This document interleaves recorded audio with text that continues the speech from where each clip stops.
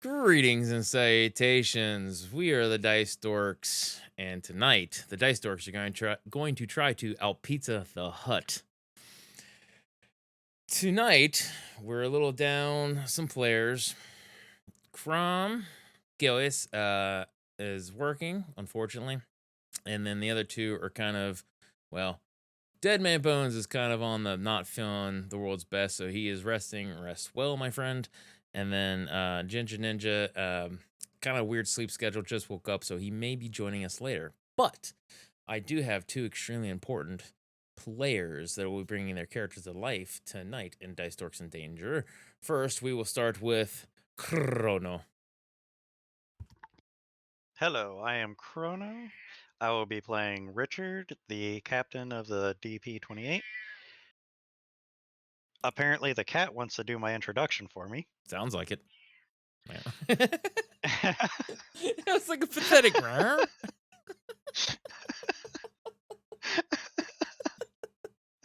That was good. That was good. Do you want to continue? Okay. So, with that being said, we will have some interesting decisions to make.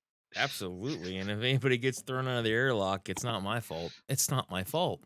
It Okay. will be the cat's decision. That's right. The fate of your characters are in the cat's paws. Speaking of cat's paws, we're going to jump down to. I can never remember your handle. Arena Flair.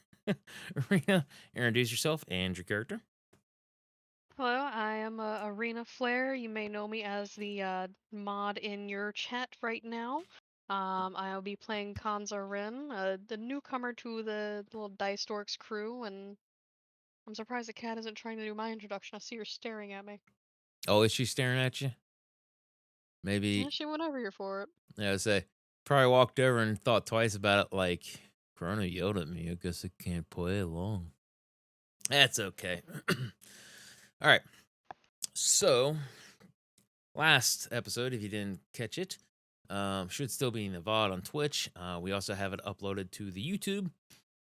Decisions, where everybody was kind of sitting around talking, trying to figure out what they're going to do next while Jada fixed their engines. At the end of the episode, the engines did, in fact, get fixed.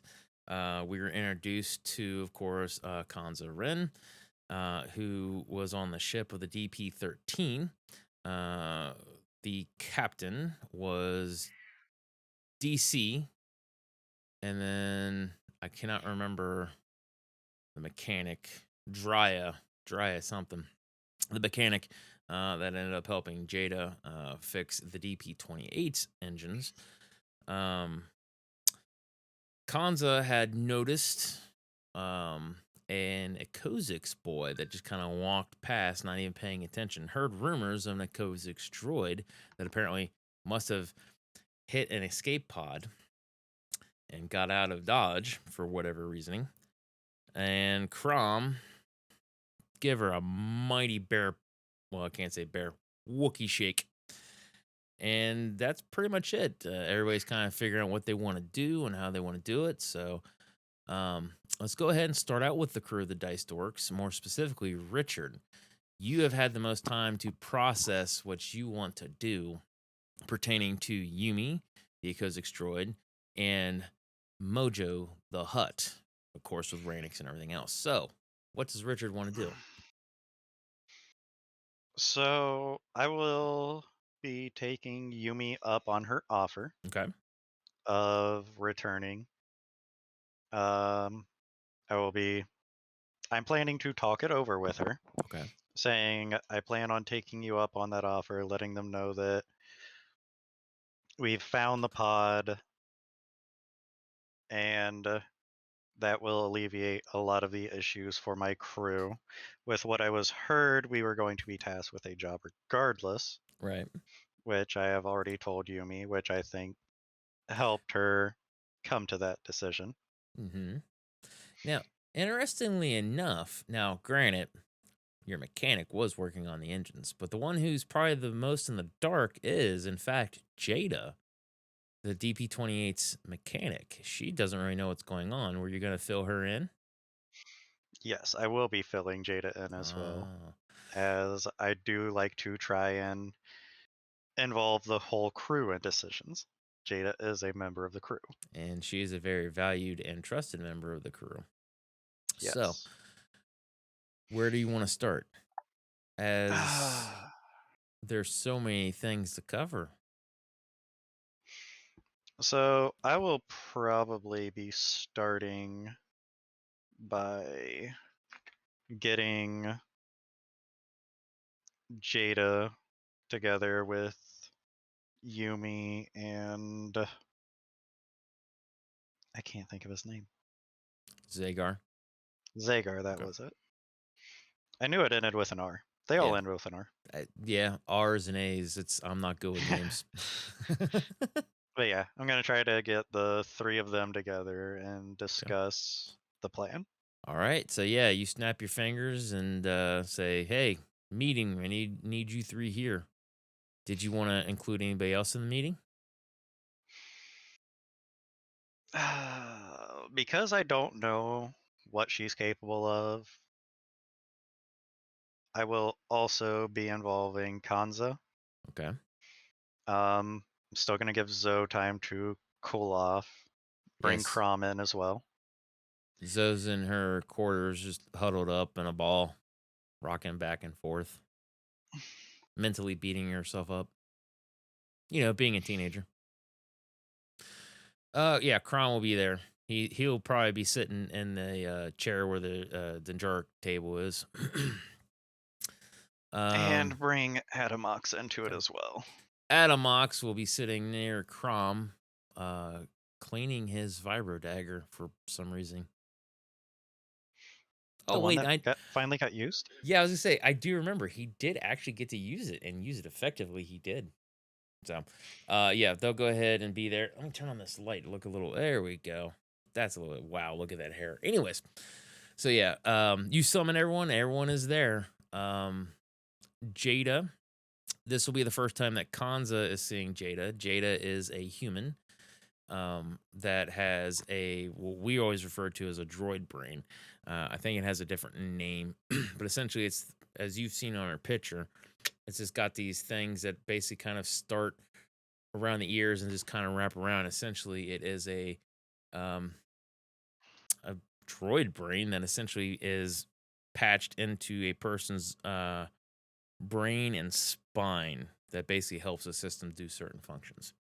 Um, when you come in, Zagar is going to be standing there, his back slightly turned away from you, as you can clearly see this is the Akozix boy.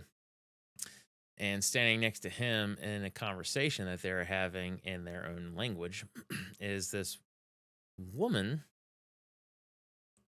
who has kind of this almond type skin with this kind of like blackish, almost raven black hair, as they just kind of seem like they're having a good old time. And then Richard standing amidst the crew, getting the head count, making sure everybody's there. So,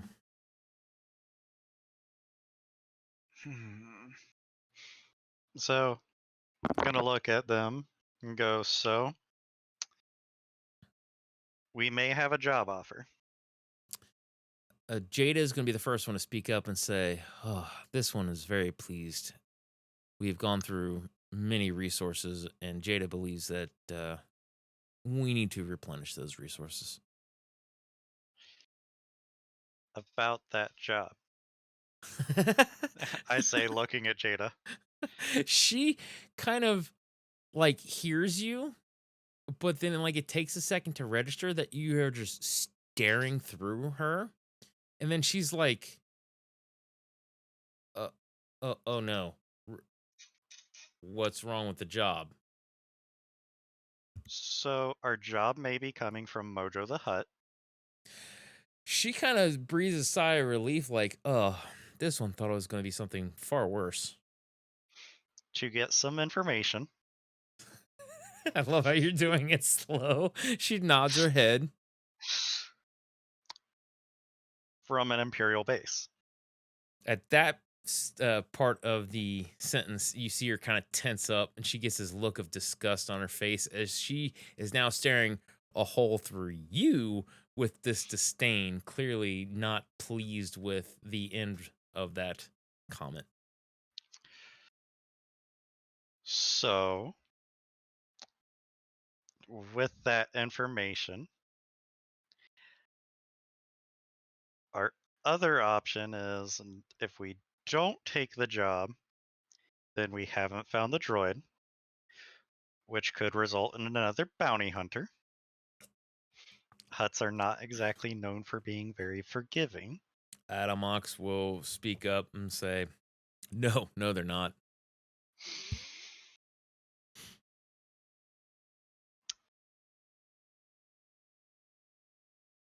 So,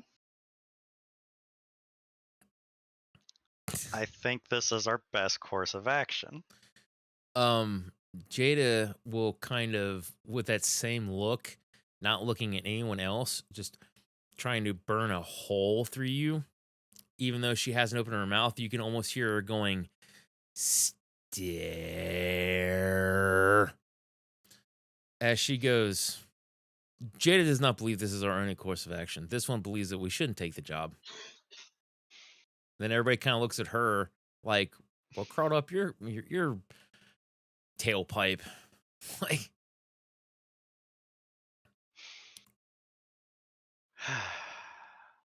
So, this is the reaction I was expecting from you.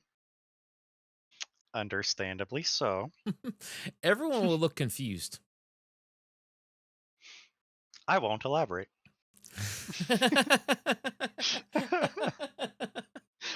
I plead the fifth. 1, 2, 3, 4, 5, fifth. All right.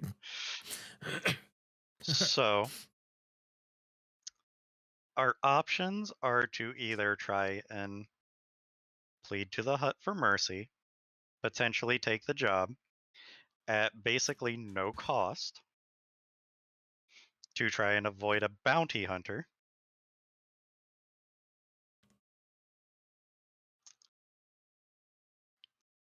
I think I worded that wrong. Well, how did you want to word it? So, let's rewind for a moment. Okay. Again, brain no function right now. We have rewounded. So, I'm going to go. So, our options are to either plead to the Hutt for their good graces, to try and not get a bounty hunter after us, Okay. after losing the droid that they are trying to pay an exorbitant amount of money for. Okay. I don't think that's a good course of good course of action, do you, Jada? Jada says this one would much rather deal with the bounty hunters. And everybody kind of looks at her and then looks back at you. Jada, there's already one after us.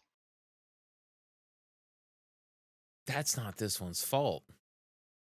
I didn't say it's your fault. Jada knows do you Richard didn't really- say it was her fault. Do you really want to try and deal with two bounty hunters? She kind of At takes. least?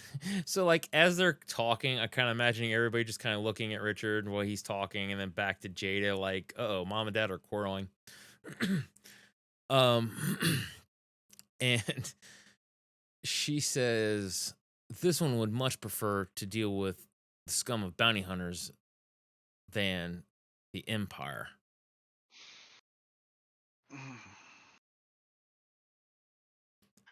Adamox says, I really don't want to deal with either, but I really think not having any more bounty hunters would be beneficial.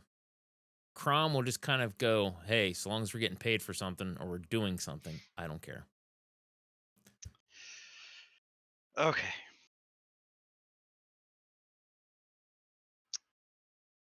So, Jada, I understand that you want no part of this.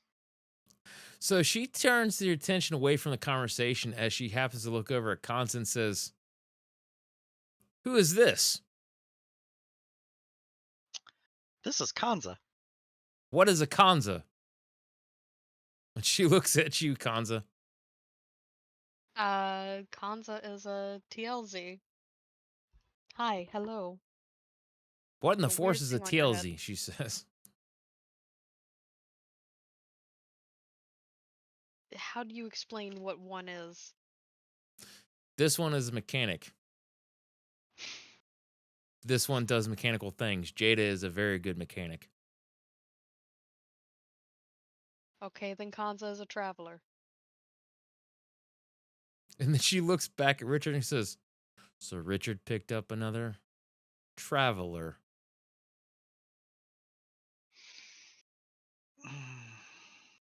Convenient before needing to take a job for Mojo the Hutt dealing with the Empire.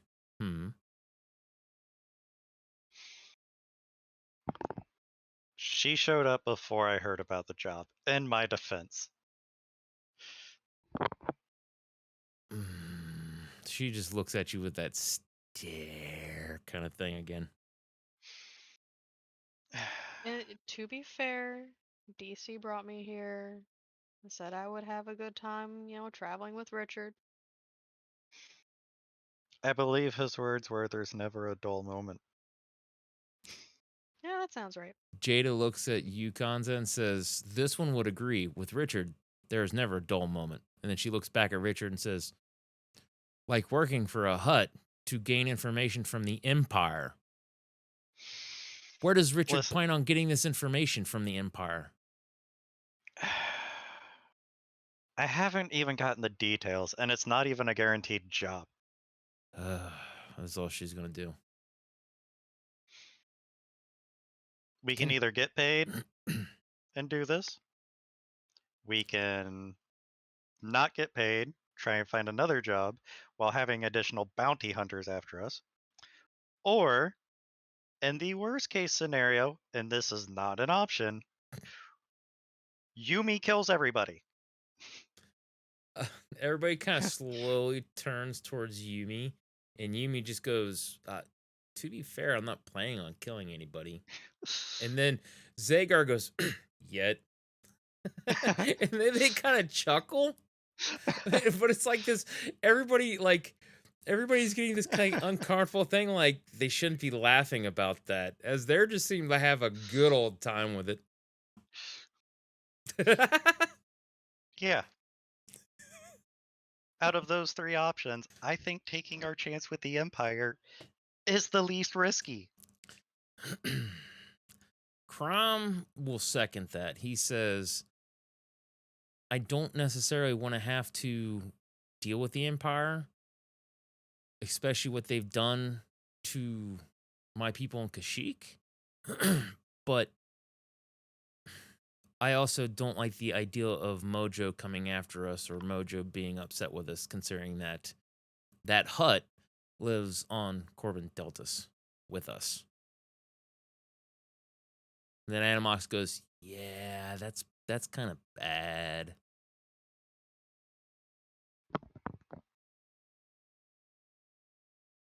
You know Mojo's reach. We will not have a good time if we cross him.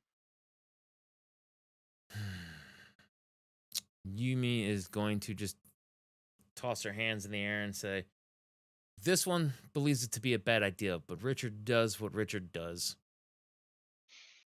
What's your recommendation, Yumi? Yumi says, "I really don't have much care or stake in this situation. I'm only literally offering my services to assist you, because you have taken care of young Master Zagar, and you have yet to pose any real threat to me nor him. And I kind of feel sorry for you guys. Whatever you decide, I'm down for," she says. One way or another, I intend to barter for your freedom. She kind of looks at you confused and says, Bartering for my freedom. What do you mean by that?" So, Hutts are very vain, and if I can convince them with everything that's happened that you are going to be more trouble to him than you are worth, he can save a lot of credits, he can save a lot of headache, and essentially, he can send work our way in exchange for letting you go. She just shrugs her shoulders. She says, I understand to a point. She says, however, I do not plan on being trapped. She says, I'm not trapped and I will not be trapped. Zager just kind of has this look on his face, kind of like he wants to say something, but he's keeping his mouth shut because he's not sure if it would rock the boat or not.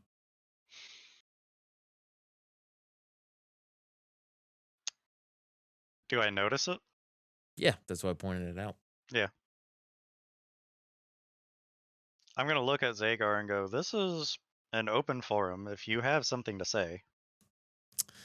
Zagar just kind of goes, well, I mean,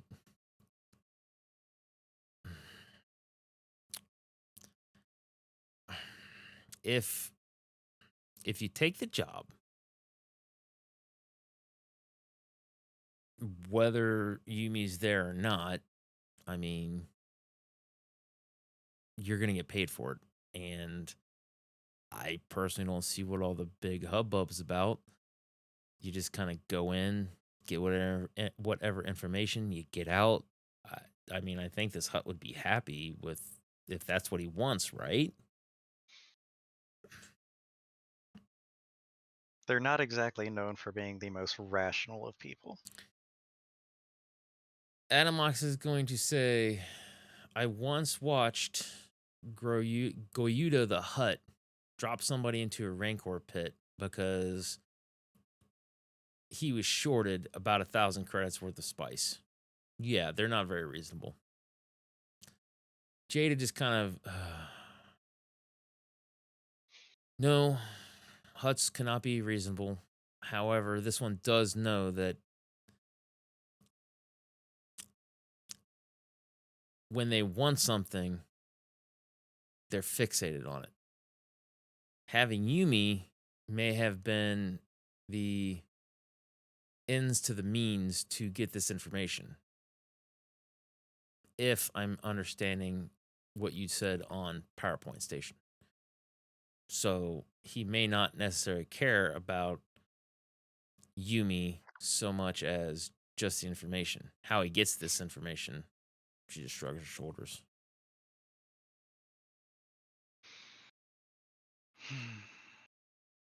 So,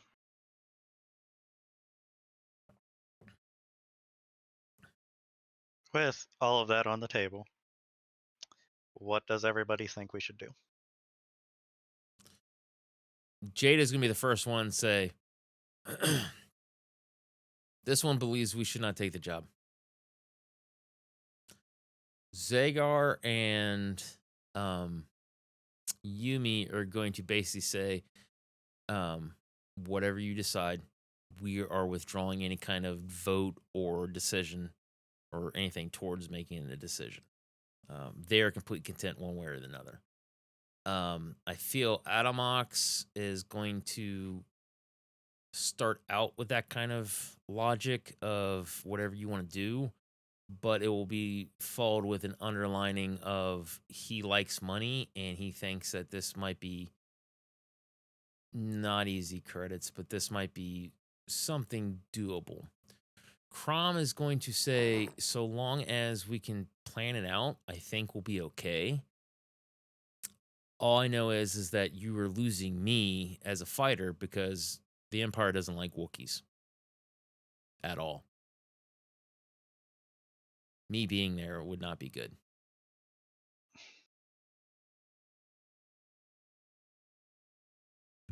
Kanza? Well, I know nothing of the quarrels between this empire and your Hutts, but it's just getting information. How hard could it be?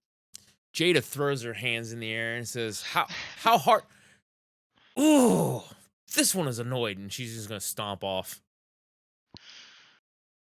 Did I say something wrong? Adamox is gonna say no, but I've never really seen her get that bent up out of shape. And then he'll look at you, Richard, and say, "What was that all about?" She's not a big fan of the Empire. I don't think many We're of going to us leave it are. at that. Okay. You're the boss. If she wants to share, she's more than welcome to. Okay. You are the boss. And then Crown will kind of like, so what do you want to do, boss?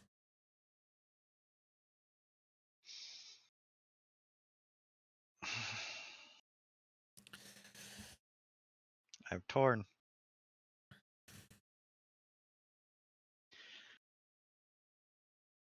I think if we report that we didn't find the droid, but we're willing to take the job, we can avoid a lot of the trouble from Mojo. Okay. Ranix probably won't be too happy. Okay.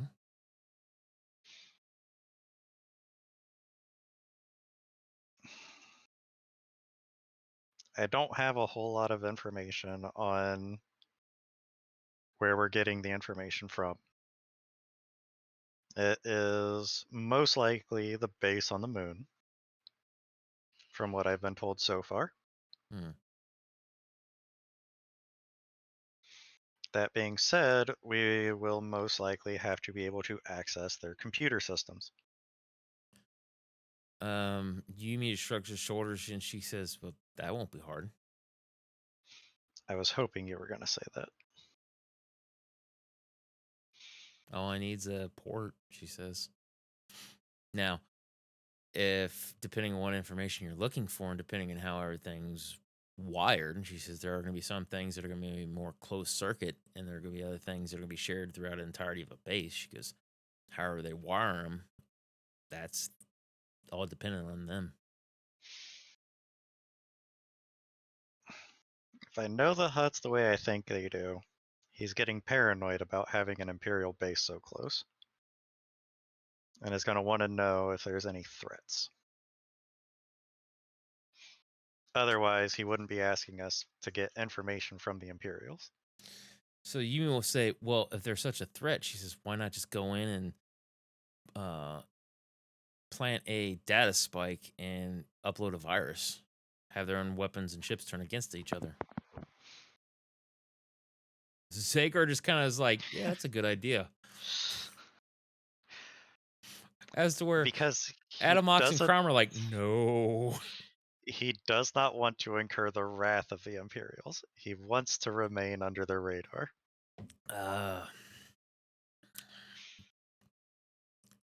So he wants to know if they are keeping an eye on him. Okay. So I imagine from this point, from what I'm hearing in the conversation, a lot of I guesses and I knows and things that you need to take the job and find out, huh? Yeah, I think we're going to take the job and find out.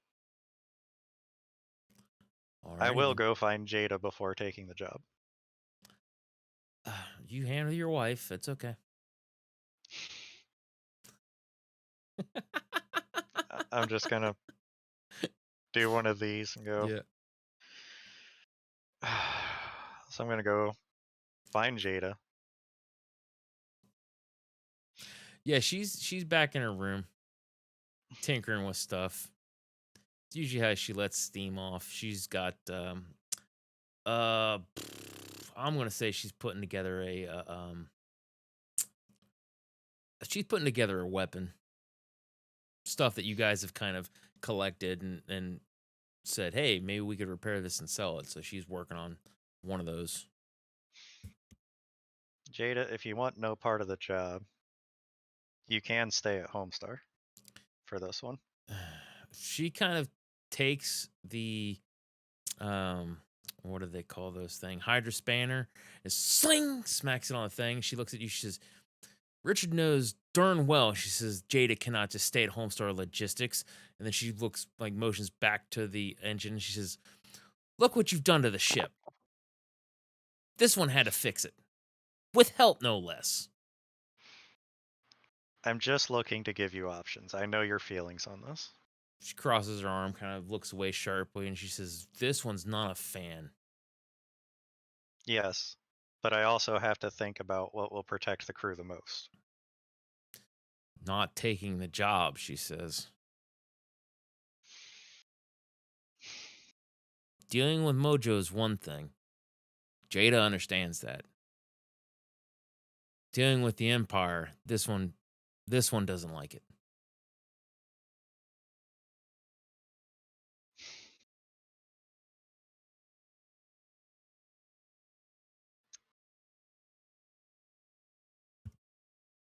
So,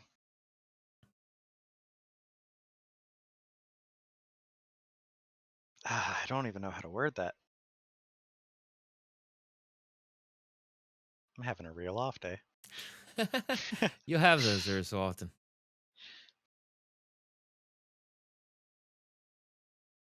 So you would rather us look over our shoulders for the Force only knows how long. She is going to just kind of turn away, go back to working and things that, and she says,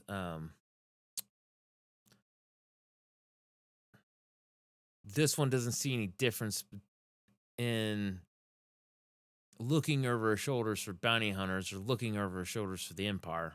Jada just thinks this is a very bad idea.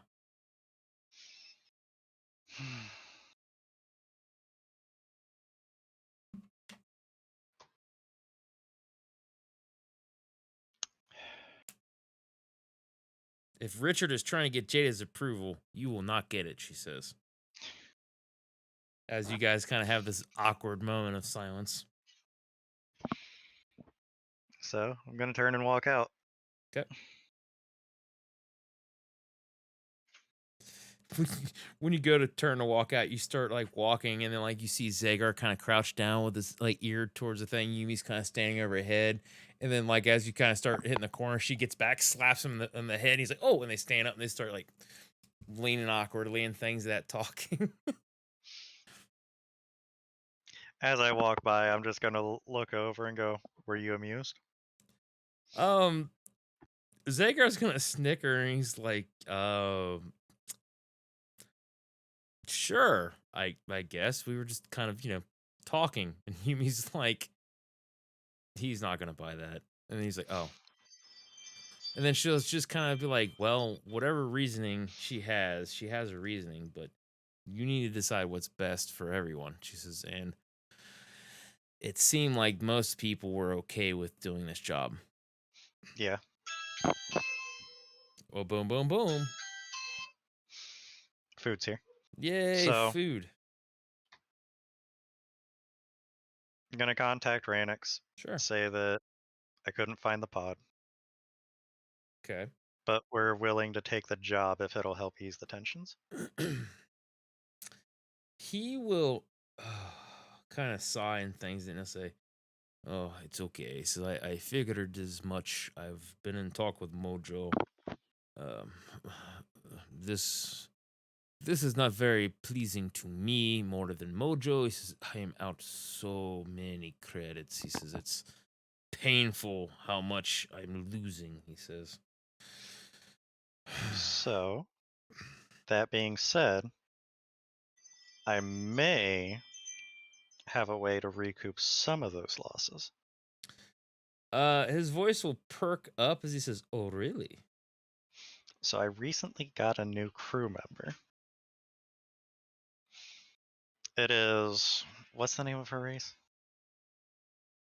TLZ. TL, yeah, I was gonna say I had to think Yeah. of it there. Yeah, TLZ. It's a TLZ. I don't know if he know. Hold on a second.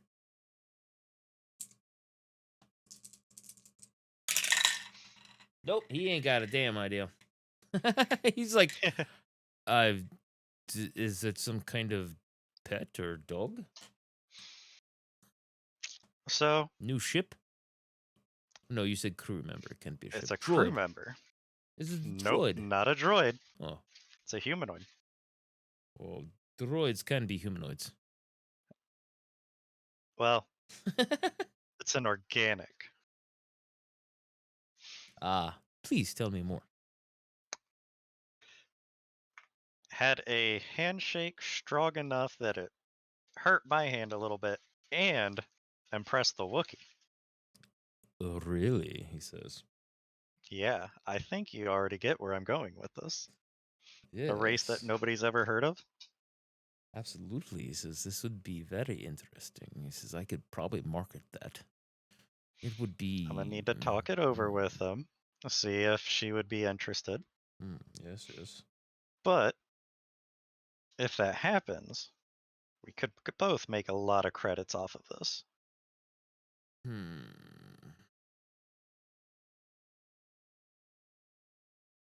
Well, he says I am very intrigued by this. He says so. We will put a pin in that for later. He says, but uh, Mojo, though being very displeased, he says about the Kozik's droid being gone. Uh, I believe I have sweet talked him into handing you the job to uh, get the information from the Imperial base on the moon. I I think can work was with that. Jinza, I think the moon name is. It was in the opening crawl, and I can't remember.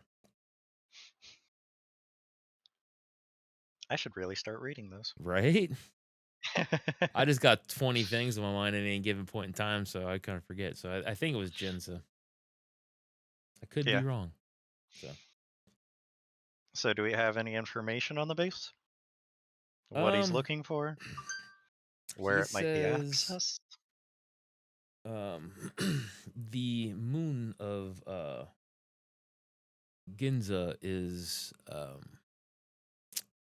very ripe with Tibanna gas. He says, unrefined, of course. He says, and Tibanna gas can be very profitable. He says, especially in war times, that as they power spaceship weaponry and some blaster weaponry, as well as used for coolants and other things. He will say that I do not know about the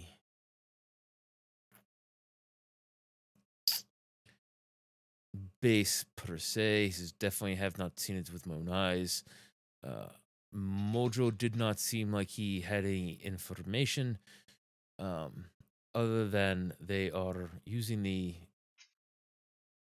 moon to gather the Tibanna gas and trying to talk in his voice is not working tonight.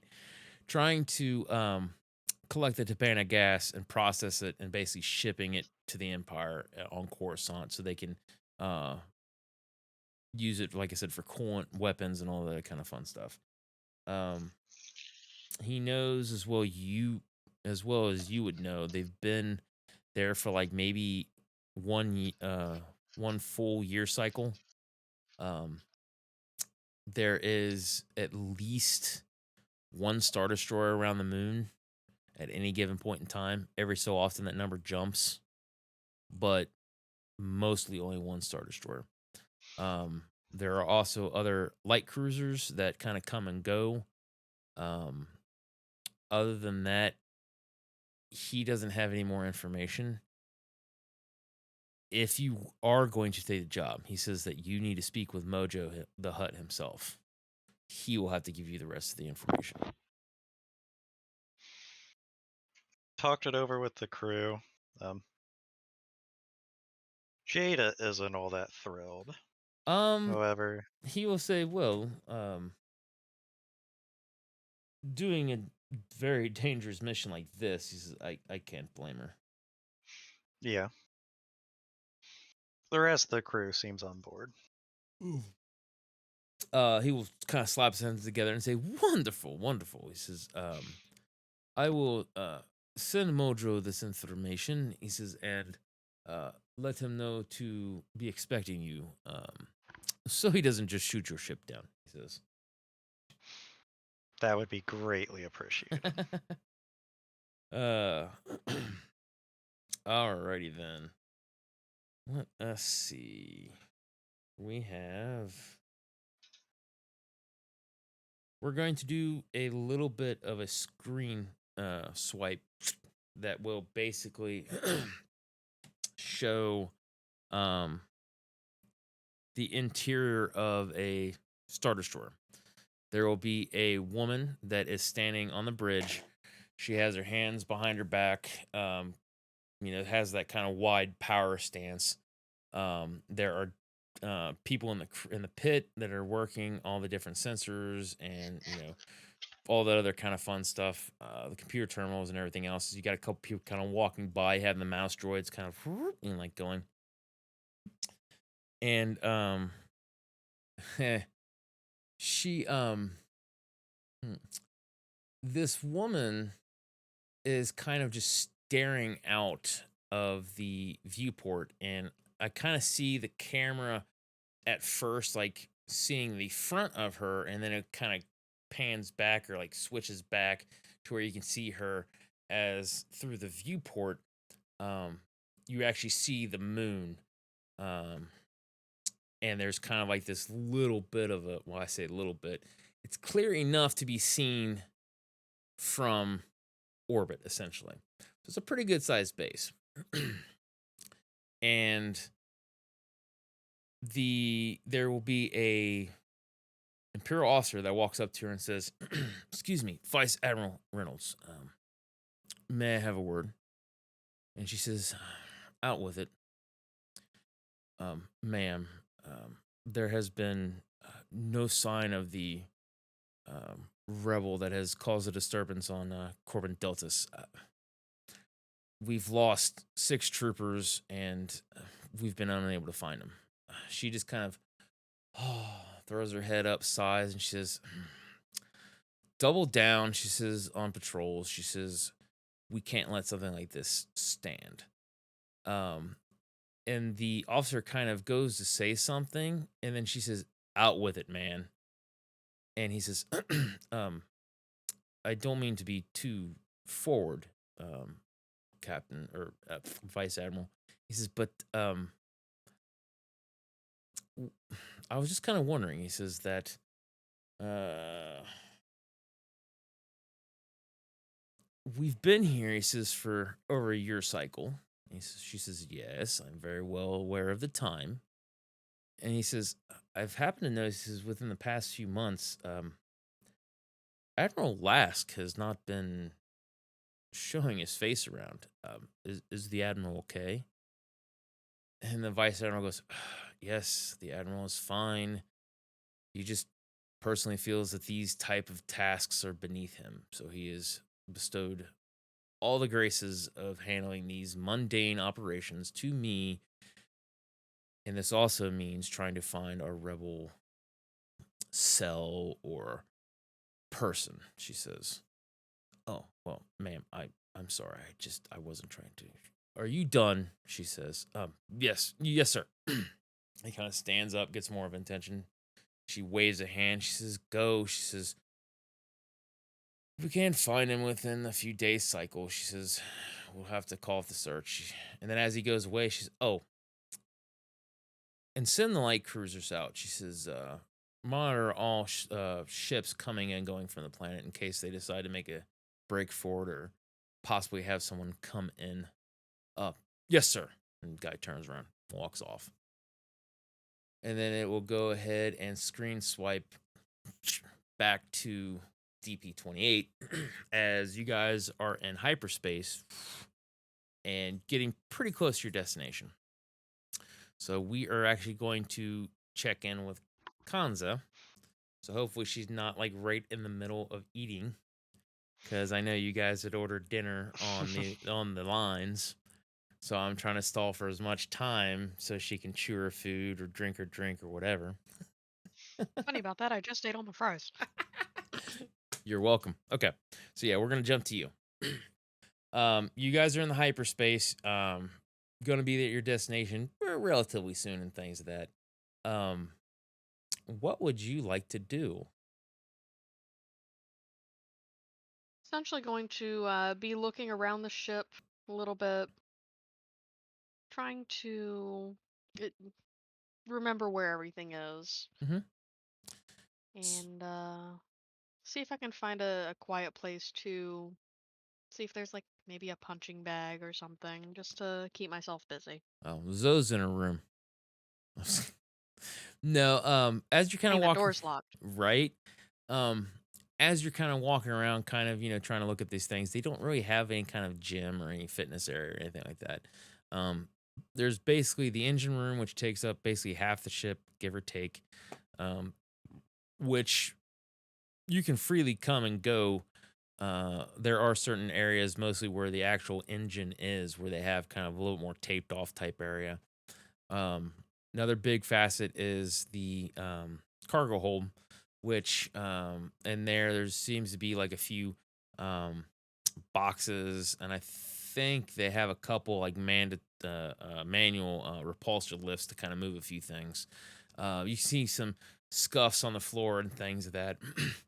And as you're kind of looking around in there, you're going to be seeing that woman Yumi, who still looks like the woman Yumi, flips that Zagar kid over her shoulder, and he just slams, bam, and bounces kind of off of the floor of the cargo hold, and he just, oh. And she says, "You were telegraphing everything." She says, "The fact that you have survived this long for any stretch or any length of this time is beyond me," she says. And then she will actually look over you and she'll say, "May I help you, TLZ?" Gonna put my hands up and say I was just looking around to see if I can just get a little bit of a spar in. Did not mean to intrude. Although that was amusing, you flipping that Akozix over your shoulder. Good job. Zagar's gonna kind of look, snicker, and then just be like, "Yeah, you should try it sometime," and just kind of like lay back. And Yumi will say, "Well, they don't really have much of a gym in here." She says, "I'm trying to keep the boy up on his toes." She says, "He is young." She says, "But if you'd like to spar," and she kind of holds out her hand like an invitation to spar with her. So just gonna shrug. This is about as good a place as any, I guess. Alrighty then. Um. So,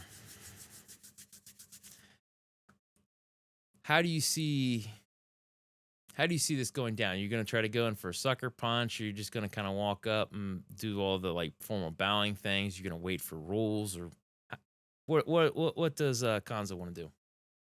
It's essentially gonna wait for rules because every place has their different customs. All So right. She is going to tell you that um she can handle anything. Let's put it this way. Let's RP it. She'll look at you and say, "I can handle anything that you can throw at me, TLZ." So she says, "Since we're in a starship, I highly suggest not using any kind of blaster weaponry or any kind of plasma swords or explosives." She says, "But other than that," she says, "everything's fair game." I'm And gonna then smirk and say, "Well, you're no fun." she will kind of take a stance and she'll say, "Oh, I'm loads of fun. You just try me." So go ahead and give me an initiative. And in this system, it is a perception roll. So roll your perception. And that is including a wild die, right? That is including wild die. Ones on the wild die do not count for a negative modifier or anything like that. However, the sixes will explode.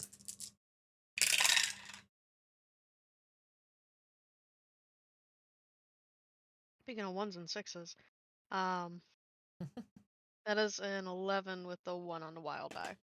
Alrighty then. So, make a couple things here. Hooray! Introduction to combat. Right? Alright. So, since you are a moderator and you've kind of half listened to most of this stuff, I will kind of also remind you that in this system is much different than like on our D&D Storm King's Thunder game. Okay, so the initiative has been rolled. Yumi will be going first. She had a 14. You had an 11. So you get to pick how many actions you want to take, bearing in mind the first action is basically at no penalty. Okay. And then for every extra action past that is a -1. So if you take 2 actions, it's a -1d6 on all of your checks. If you took 3 actions, it's a -2d6 on all of your checks. So, Okay. how many actions would you like to take? Do 2. So Yumi will kick off this round. We'll go ahead and say that you guys are within melee distance. She is going to brawl. 1, 2, 3, 4. All right. So, even though it's her turn, okay, you have an option here. Okay. She can make the brawling check to try to brawl against you and beat a base number, or you can roll dexterity brawling parry to set the number that she needs to beat. But it will burn an action. Yeah, brawling parry's not the one I would have. I'll just go with a base. Okay.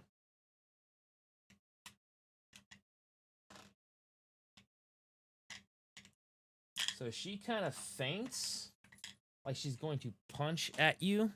You kind of throw up a block, and then she's going to basically take her free arm, put it underneath of you, and just flip you right over. Wham! I mean, it's quick. You didn't even see it coming, really. So, that was her first action. We will roll strength to see how bad she stuns you. So, go ahead and roll me strength. Is that still doing -1 die? No. When you are absorbing strength, unless there are specific circumstances, you will always roll your full strength. If you have any armament that allows you to add physical dice to the check, so if it absorbs physical damage, you may add it. I am being generous, Right. by the way.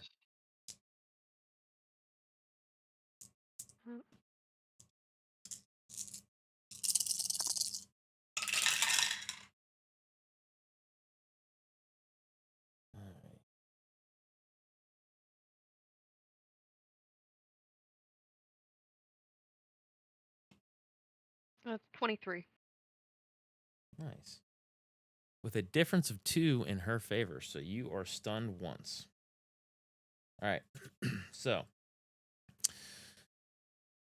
being stunned lasts for about 2 rounds, okay? Besides the fact that she flipped you onto the ground, you're usually not prone.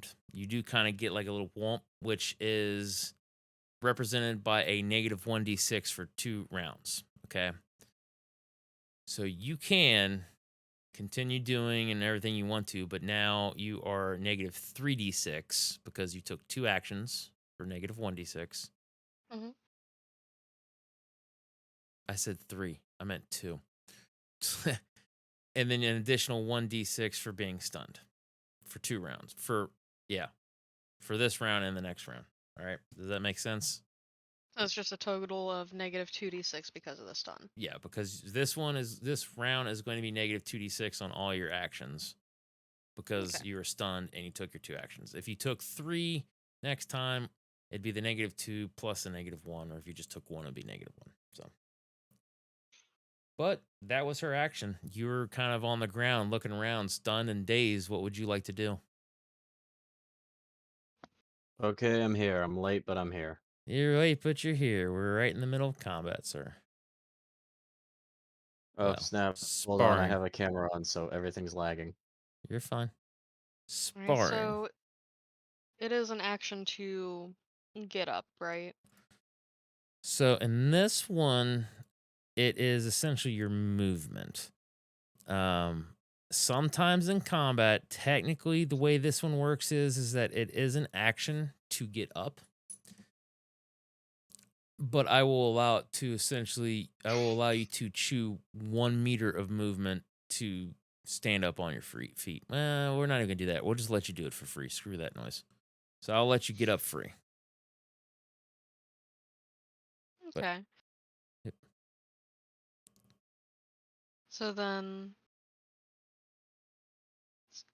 oh, why did I do this? You're sitting You're over there done? smiling. I can see it. Um, so much easier with a bird. It is so much easier with the This bird. Bird essentially, is the I'm word. caca is the word. That's right. So I am going to try and, as I'm getting up, trying to do like a little uppercut. Okay. Try So and get that back at her. is a strength brawling minus 2d6.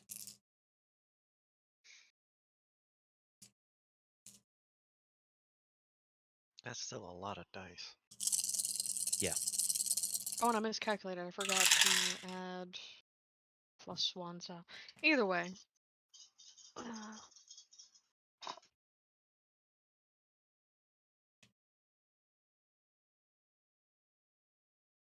So for context sake, what is going on right now? Are we just getting Kanza's player familiar with the system right now? More or less, she's in sparring. She is Okay. sparring with Yumi. So 21 with the 6. No, 22 with the 6 on the wild die. In that case, I'm gonna go mute and watch last week's VOD, but while I'm here. That's another 6 on the wild die. And then there's a 2.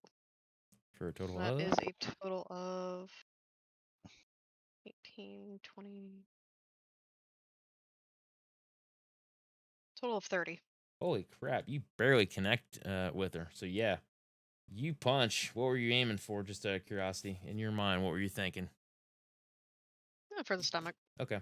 Yeah, so you go. She actually seems like she anticipated it and she goes to do, but you're just too quick and you punch her. Go ahead and roll me your strength.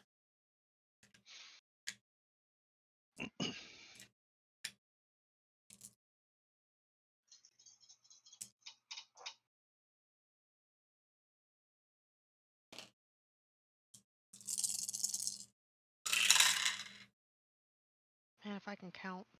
Right?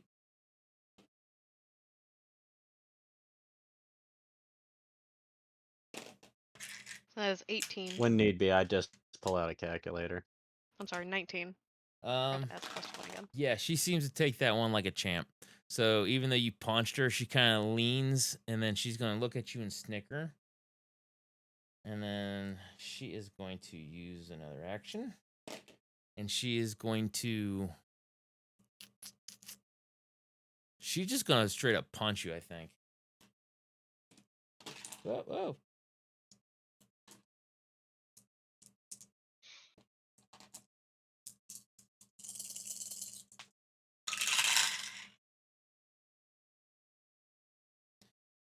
All right. You're a So lot of dice. you do. So you have the option. You have one action left. Okay. You can chew up that action. Okay. To dexterity brawling parry, remembering that you have negative 2d6. You can take it, or you can add to the pain and as a reaction, roll -3 with a negative 3d6 modifier from now on a dexterity brawling parry. Your choice.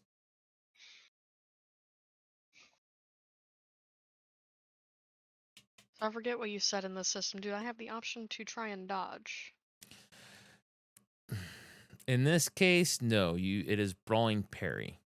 Okay. So for melee and brawling, it is brawling parry. Oh, excuse me. Brawling parry for if you're brawling, melee parry for melee weapons. Dodge is technically supposed to be for blaster fire. Technically. Okay. I just want to make sure. Yeah. This is one of those instances you guys are too up close and personal that dodge kinda doesn't make sense, sort of. We're not Muhammad Ali. That's right. You don't move your head out of the way, Luffy dodging a bullet style. Yeah. So I think I'm going to go with the dex. Is that still going to be the -2? Yeah, it will be -2. Let's see how this works out. Now, you are using your last action. You're burning that up to do the brawling parry, right? Yes. Okay, just want to make sure. That is 8. With a 2 on the wild die. All right, so go ahead and roll me strength because she connects and she connects hard.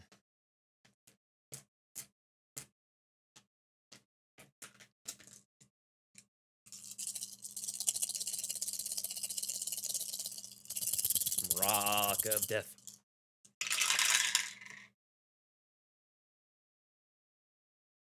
Sounds like she connects hard.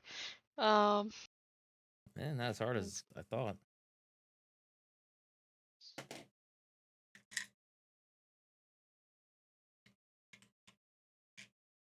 So that is 21. Yeah, she didn't connect nearly as hard. You take it like a champ. She punches you right across the jaw. Wham! And you just kind of do that quick one side back to her with this like, that all you got kind of look. So Richard, you're kind of walking around and you see Yumi and Kanza fighting while Zagar is now sitting on the ground back to one of the walls, sitting all Indian or crisscross style, just kind of leaning in and watching. I'm gonna walk over to him and go, so how did this happen? Kanza was wanting to spar, and Yumi was being a bitch, he says. So Also, go. I forgot to add passive to that, but we're just gonna roll That's with it. funny. There you go. All right, so go ahead and roll perception again. So at the start of every round, you roll perception. I'm just gonna lean down to him and go, my money's on Yumi. He nods his head and he says, mine too. He says, but don't underestimate tailsies. Know a thing or two? A few, he says. It's 12. All right, so she will be going first again. How many actions would Kanza like to take this round? Bearing in mind, you still have a negative D6 for being stunned. I'm gonna do 1 this time. Okay.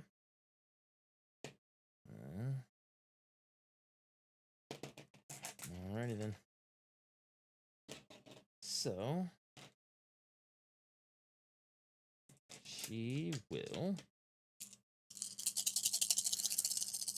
I think she's going to attempt to grapple you. So she is going to grab your wrist, and then she's basically going to try to put you in like a headlock kind of thing.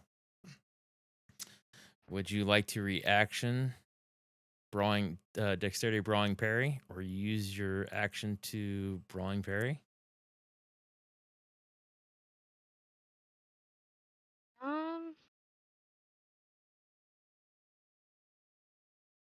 Yeah, I'll try it. I know that's burning up the action, but Okay. Mm.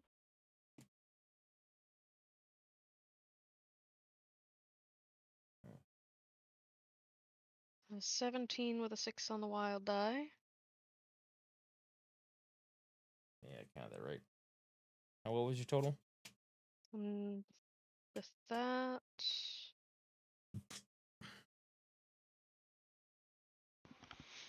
17 plus something so far. 21. I couldn't 21? math. So 21 is very impressive, but it does not beat a 32. So she grabs your wrist where you kind of still had it close enough to where her stomach was, and then she's going to basically take her other arm. Let's see how she might actually do this. I think for Flair, what we'll do is she'll grab it, she'll move behind you, and then kind of take her arm and then put it up underneath to pull you back, and then she kind of starts leaning in. So you're still kind of on one knee as she's doing this, and she kind of puts pressure onto you, folding your spine back. So she gets to try to quote unquote damage you. So go ahead and give me a strength check. Straight strength. Do not add any of your No, you can add the armor for your chest if it has any physical. I don't remember if it does or doesn't.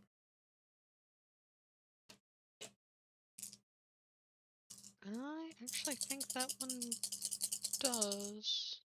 But I don't imagine actually wearing the Okay. armor itself around right now. Sure. Just being on the ship. You're fine. But still add the like passive or just the straight strike? So it would be your strength die code, and then if it's got any pluses, you add that. So the whole thing up there. Yeah, I just didn't know anything about the scaled body thing, so just want to make sure. Yeah, you good.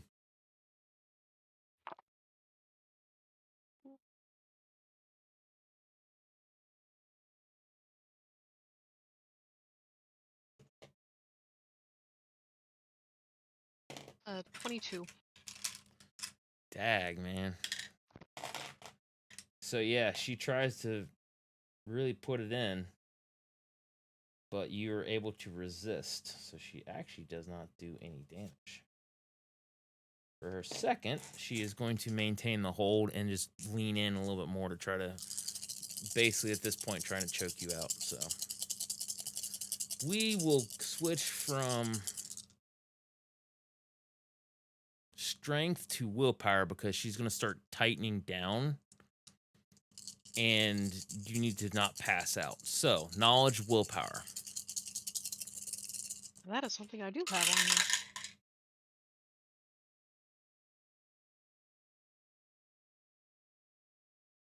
I don't look so good, Captain. That's a 6 with a 2 on the wild die. I don't feel so good, Mr. Stark. Okay, so as you're kind of, starting to go through, and as she does this, you kind of, things start getting fuzzy as you hear her say, "Do you yield?" Now, you can't really talk, but the common thing is to tap. So I will let you decide, okay? There's a difference of 10 in her favor, which if this was actual combat and she was trying to kill you, she'd be hurting you pretty bad. This will knock you out if you don't tap, but I will give you the option before she puts the full thing in, since you guys are just sparring. Yeah, Kansa's gonna tap. Okay, so you tap and then she lets you go like immediately, and then you'll kind of snap back, hand down on the hand on the floor as you're panting. Zagar goes, "Dadgummit, I would have lost credits," he says.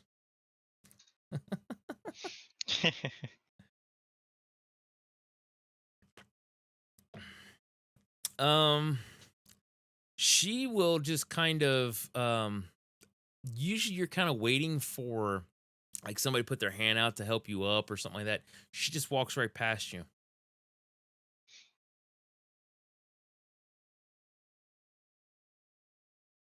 She's an interesting one, isn't she? Just getting up and rubbing the throat. Zager just kind of chuckles and says, yeah, she could be pretty interesting. I'm gonna lean down yeah. to Zagar and go, "Not a big fan of them, is she?"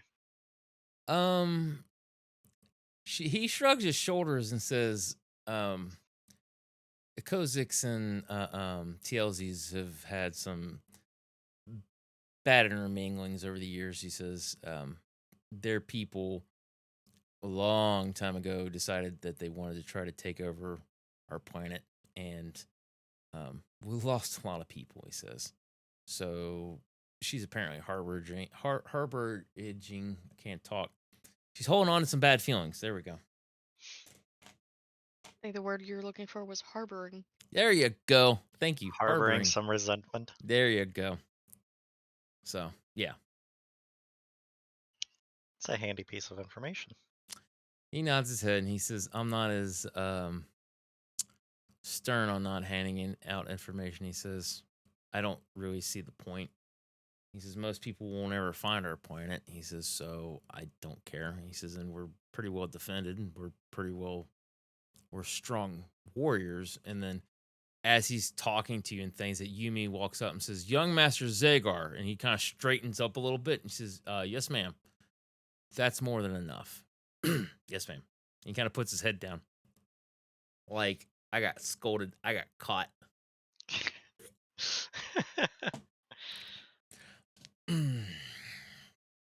Yumi will look at you and say, "May we help you, Captain?" I was just here to see what was going on. I was just putting the TLZ in her place. Zagar just kind of gets this look like, damn. Like, she's not holding It's- anything back. Like he at least would think she'd have some couth, but he's like, wow. Seems a bit rude for somebody you just met. I have lived a long time, she says. Or no, she wouldn't say it that way. I have been functioning a long time. I know their type. And Kanza, you're hearing all this. She's not being quiet. Note to self: keep you guys separated. All right, sorry. I think I got the generalized gist from the VOD now. Okay.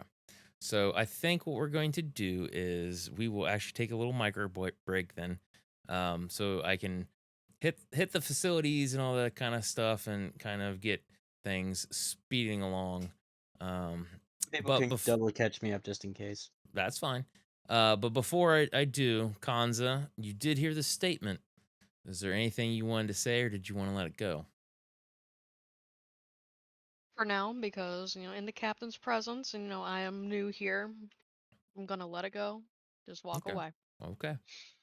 Do you give any Kanza. kind of look? Ooh, Oh, I do give a look. nice. Okay. Zagar, when he notices that look, he's gonna kind of be like, "Ooh," like he's not mad that you're giving that look, but he's kind of like that. He's feeling embarrassed, I guess, for Yumi. Like, oh no, that kind of like, oh, this is gonna be bad. And then Richard at that point will say the note to self, "Keep you separate," and then we'll take our little break there. So, everybody, thank you so much for watching up to this point in time. Go get yourselves some refreshments while we get our refreshments and things like that. We will be back in about 10 to 15.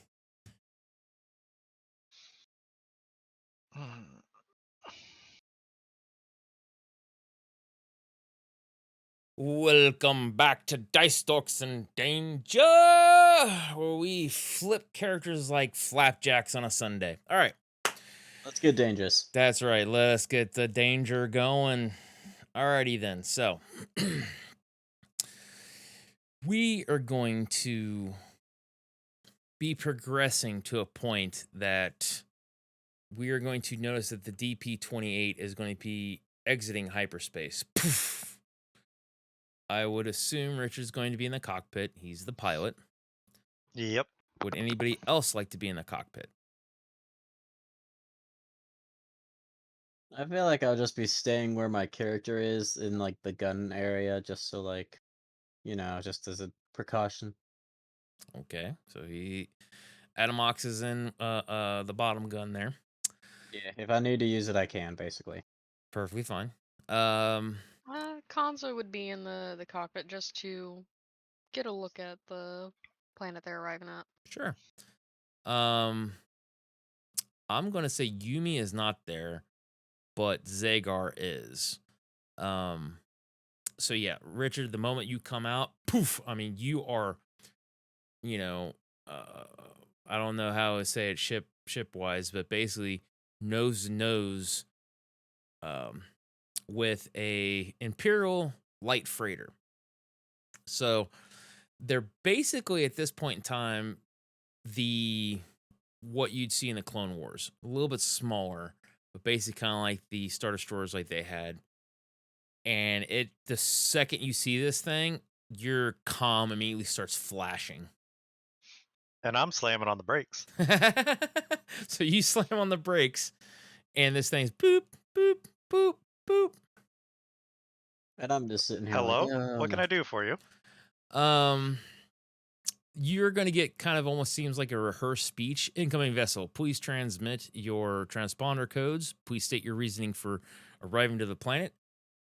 And so I'm trying to think what other things they ask normally. What is your crew number, cargo, and destination, and reasoning for visit? Okay, so I'm going to transmit the transponder code. Mm-hmm. Be like, I am the captain of the DP-28. I am an employee of Homestar Logistics. Okay. Not a whole lot of cargo on board at the moment, considering that we're coming back from a delivery. Okay. Hence, working for Homestar Logistics. And I would really like to get down to that planet as I work there. There's gonna be kind of a momentary pause, and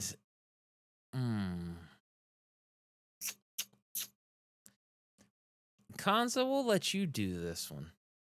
Go ahead and give me,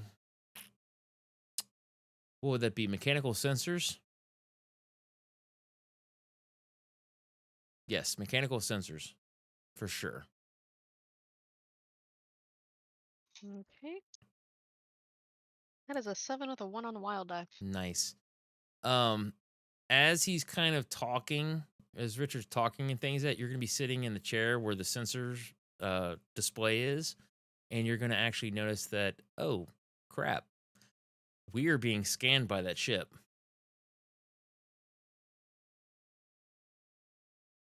And I will quietly relay that information. Sure. So yeah, Kanza leans over to you, Richard, and says that the ship's scanning us. Okay, they're Imperials. They do that a lot. I don't know this. I kind Never come of across them imagine. before. Yeah, I kind of imagine like this, like we says that there's like an area where the microphone is kind of like in cars nowadays, where he just kind of covers it, leans over, and he's like, "Yeah, they're Imperials. They do that a lot." So Kanza, you're going to notice that the scanning has stopped, and not long after that, you're going to hear dinner plate 28. All scans are clear. Transponder codes match what Homestar Logistics has had. You are cleared to move to the planet. And they just Thank cut you. communications. Have a nice day. Yeah, you say that, but you notice that they cut communications like immediately. They're extra friendly today, aren't they? Zagar is gonna say, so that's the Empire, huh? Yeah. From the way you guys were acting, and especially the way Jada was, I was expecting something more vicious, he says. Well, they're not looking for us, I say as I go down to the planet to my destination. All right. So you're going to fly, and then it'll kind of do the cut thing again, where you're going to be getting to your docking area, and you do all the fun stuff, and power everything down. So you're there. Oh, wait, where are you going to Homestar, or are you going right to Mojo? I didn't think about that. I'd be going to Mojo. Okay, so you're straight going to Mojo. Okay. So you will be heading towards Mojo the Hutt with the coordinates that you already have from having done pickups and things of that. Now, as you get a little bit closer, you're going to notice that there are some fighters that are going to be flying around, which for you is not a big freak out thing. You have encountered this when you go for your spice run pickups. You'll get the comm that will acknowledge you saying, DP-28, we have a lock on your positioning. Mojo is expecting you, and you will notice that they send you coordinates, and they'll say, please follow us to these coordinates. All right. Okay. So go ahead. I'm just going to treat it business as usual. There you go. So for poops and giggles there, go ahead and give me mechanics starfighter piloting. Or no, space transport. You're piloting a space transport. Yes.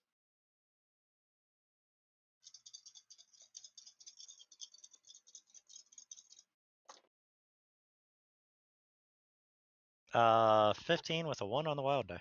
Fantastic. So yeah, no problems, no issues. You ain't gunning it. You ain't being too slow. You go right on.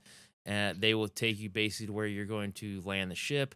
That will include your landing and all that kind of fun stuff. You get down, then now it's all that the excess tabanic gas shooting out and for coolant and all that stuff, releasing the old air, taking in new air and all that kind of fun stuff. So yeah, you're there now. The landing zone is different from the one you're normally used to. This one pretty much is,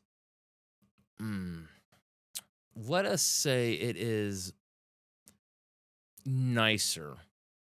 And it is a lot closer to his, we're going to call it castle, than what you're normally used to being at. And you will notice that through the cockpit, as you're shutting everything down, doing what you need to, that there are going to be a couple Gamorreans, a couple Twi'leks, and a protocol droid walking your way. I look down and go, oh, they're really rolling out the red carpet. Mm-hmm. Zagar's just gonna kind of look over and like, huh. I only know one of those things. It's a droid, right? Yes, that's a droid. What's the pig thing? That's a Gamorrean. It's you know it. You imagine that's a Gamorrean. Oh. Yeah. Oh, okay. Yeah. Wow, they are ugly. He gets up and starts walking to the door.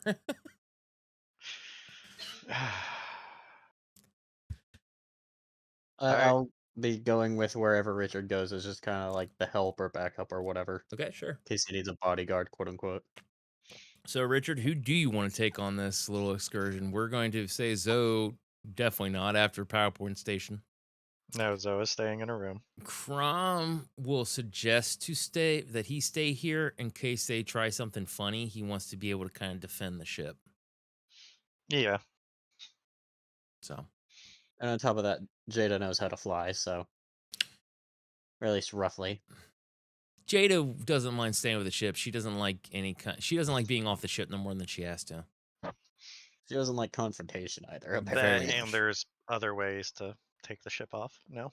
Yeah, that is now there is, but she, unless you want her to go, she's content with staying on the ship. Yeah. So I'll let Jada stay. Okay. I will go ahead and take Adamox. Okay.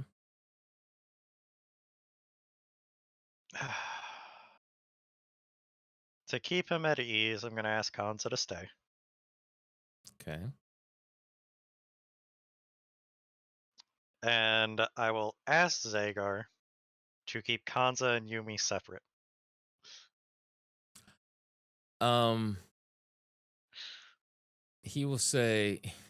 He will walk up to Yumi and say, Yumi.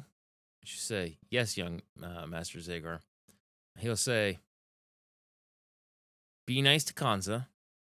Stay away from her. And she just kind of nods her head and she says, as you wish. And he looks at you and says, do you want me to stay or do you want me to go? I don't know how he'd respond to that. I don't think he'd recognize him as an Akozix. Probably wouldn't. More than likely. There's lots of different near humans that he might not even care. So I'll go ahead and bring him along. Okay. I'm just kidding. All right. Yeah. So the away party is Richard, Adamox, and Zagar. Okay. So yeah, you guys will head down. When you guys get off of the ramp will shut. As Jada's way of saying, no one's getting on my ship. Let's say, which one of these was the ramp? Was it that one or was it that one? Oh, it doesn't matter. I'm not using the maps at the moment. It's all theater of the mind. Yeah, that's fair. I think the south one is the ramp, the top one is the lift. Yes. Okay, I see. Yeah. So technically, this one right here also a lift. In the engine compartment? Yeah. I believe so. Yeah. Okay. There is a lift in the engine compartment for big things. There is a lift where the dock cargo.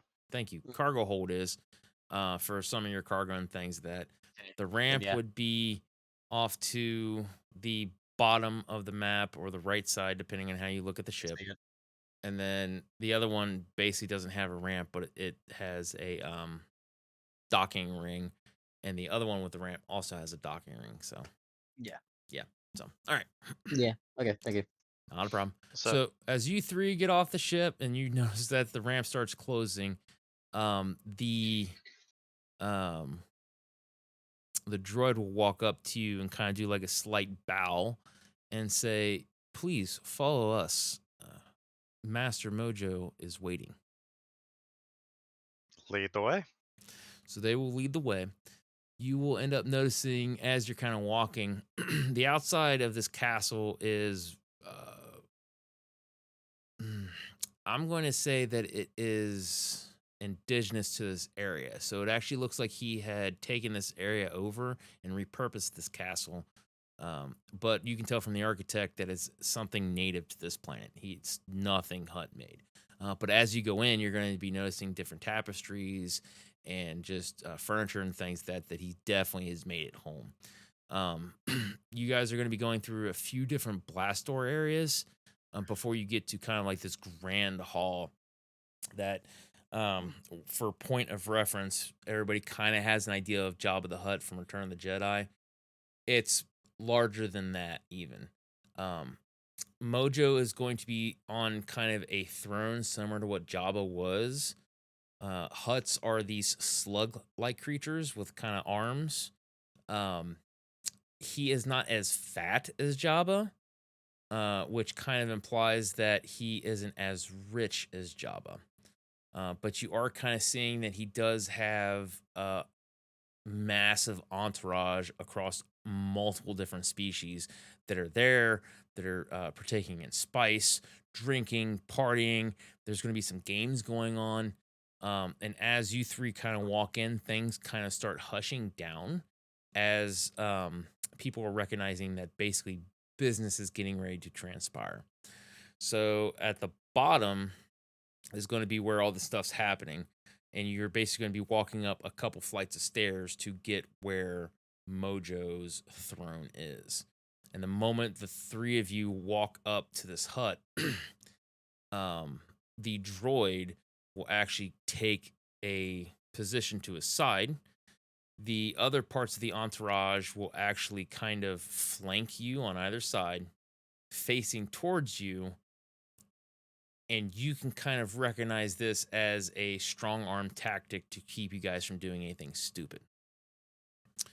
Um, the Can I? hut, yeah, what? Sorry. You're fine. I was just gonna say that I did bring my weapons in. Were they gonna have like a drop off point or something? Because I'm actively trying to show non-aggression. I'm just carrying it, you know. Nope, Like I nope, don't have any way to like. I'm just gonna keep it pointed downward towards the ground like a nope. typical Everything, carry. yeah, every weapon you have is fine, but that's why they also have the entourage, and you're also going to notice that That there makes are a sense. couple of other Gamorreans, and probably going to say like assassin droids and things up top where Mojo is. Yeah, Um, I'm actively showing non-aggression. no, you're fine. I'm pointing my Perfectly rifle fine. downward because it's a two-handed Yeah, thing. You you're can't fine. carry that one-handed Yeah, very you're fine. well. You can also sling it, but it's okay. Perfectly That's fine. true. Didn't think Um, about that. so Mojo will take a deep breath and he'll say, Goeba tsukishima boishopa. And the droid will translate. However, I will give both of you this opportunity, if you so wish, to use knowledge languages to see what the hut says, if you want to. I would like to, Sure. and that's just the straight number I've got, right? Yep. Alrighty. Math. So that's that plus that. I got a 10. Nice. I got a 13 with a 5 on the wild die. Nice. So you guys can pick up some words, but you're not sure if it's because of the way he is, the boom in his voice, or maybe how fast he's talking it, or whatever. You can't pick up everything. But the droid will translate and say that Mojo the Hutt says, "Thank you for coming here. Despite having lost the droid, this is something that is most unpleasant. However, this can be rectified if Ranix was right in believing you could do this job for Mojo.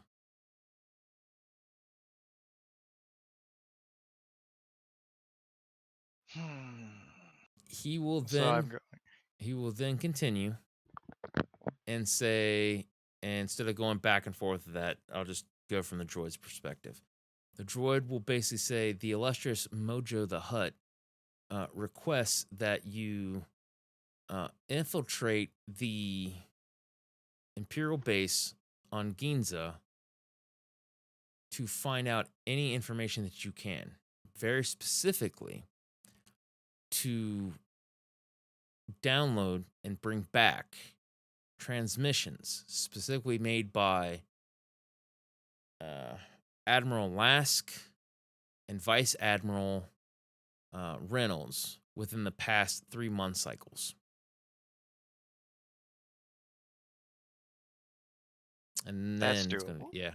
So then it kind of seems like it's open for you guys to talk. So you say that's doable? So before I say that, I will look at Mojo and go, "You're the picture of grace as always." That's a pleasing moan. Yeah. I do believe that we are the right crew to get this information for you. He will nod his head. I do so apologize about the droid. Goshibata Mushikama. And the droid will translate. Mistakes can happen to anyone. However, the droid was just a means to get the end goal, the information. Yes. As such, I still believe that as a delivery person, you still have the right to the information of how it was lost if you so choose. Magic coin time. Roll a d2. D2 says yes. He basically says, yes, I do want to know. So, as we went to pick up the droid, we were ambushed by Bon Voyage. Not just his lackeys, he came himself. The droid will say, the illustrious Mojo the Hutt is displeased with Bon Voyage, as Bon Voyage has hit many smugglers and taken his spice. On our way out, they managed to hit our warp drive and the engines. And as that going, I'm assuming in the ensuing chaos, the droid took the opportunity while we were trying to keep the ship from exploding to hit an escape pod. Okay, so there is enough truth there that I believe it will be an easier check. However, I will require a con check.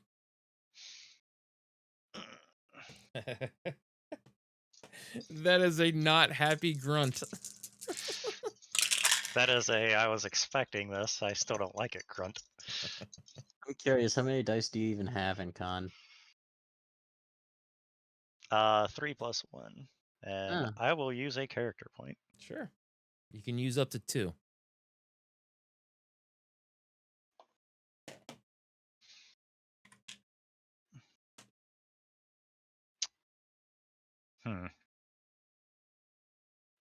This is actually important enough. I will go ahead and use 2 then.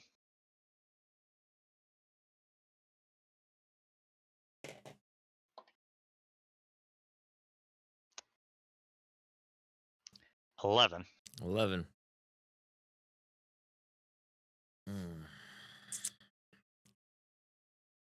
Question before we find out the outcome. Sure. Am I allowed to jump in as sort of a to corroborate his story type thing? Now, you could, however, bear this in mind. Whether because the numbers are already said, it could Yes. help, but it could also hurt, and it could hurt bad. Right. So I will allow it, but you need to ask I'm really yourself. only asking because I've got more dice there. Yeah, but you need to be asking yourself, do you Yeah. feel lucky? Do I feel? Well, do you? Or Adamos. I'm asking myself there out of character there. Sorry. No, you're fine. Perfectly fine. I do not currently trust my abilities to word this in character, so I'm gonna just leave it as is. Okay, that's fine. I know how I'd want to word it. I don't know how I'd actually go about wording it. Well, even though I do kind of intermingle I don't. ERP with the dice, if you want to just throw the Yeah. dice and then we can take it that way if you'd like, or you can let it stand as it stands. I think I'll just let it stand. Okay, I'm so not gonna risk it. I'm gonna keep my mouth shut. sure. So everybody's gonna kind of notice that Mojo kind of narrows his eyes and has this look of pondering, but then there's this kind of relaxed look on his face, like, okay, so you believe he bought it? Okay. He will um start with his speech and things that, and the droid will say, it is an unfortunate thing. However, you have been a very successful runner to Ranix and others, taking the Jizani spice without having many issues. Bon Voyage has been a pain in the master's tail, he says. Not everyone can be very lucky all the time. I appreciate your understanding. And I will do a little bow as I say that. Yep. We'll pull Paige out of a Jabba there. We'll reach over and grab one of those frog things, and he'll eat it as the frog screams.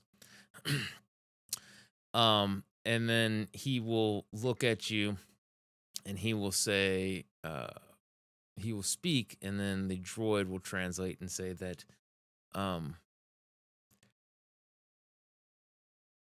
he would like this information as soon as possible. In no way can it get back that you are working for him. And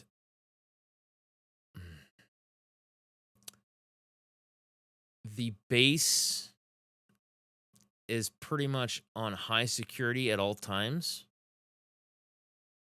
because of the importance of Tabana gas. He will wish you the best of luck in completing this task. He will present you 10,000 credits if you can get all this information brought back to him. Understood. Might I ask if you have any information on the base that could assist with this? He will say that, for the most part, they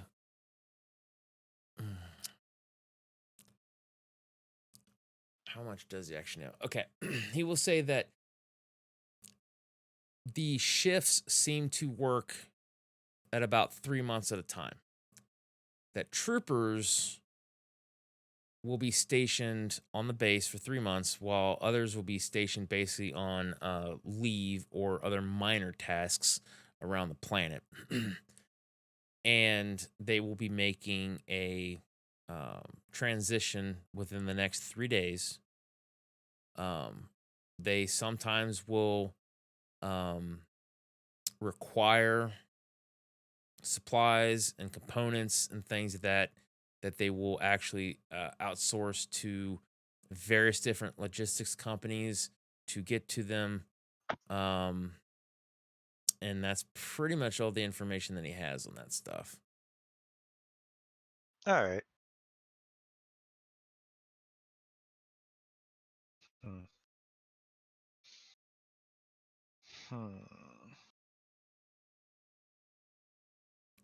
So I will give a bow. We graciously accept this job. He will nod his head, and then he will basically kind of give you the Huttese equivalent of thank you, which you kind of understand this one. Thank you, and be on your way.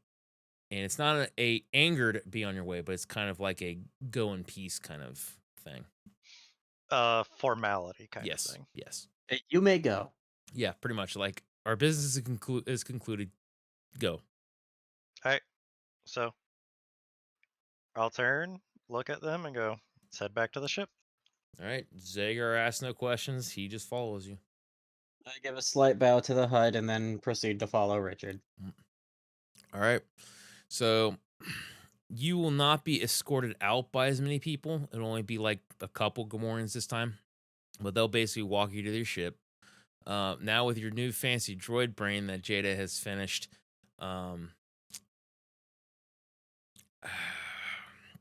it still has a couple things to do, but she's been working on it off and on for about the past day, so it's almost completed.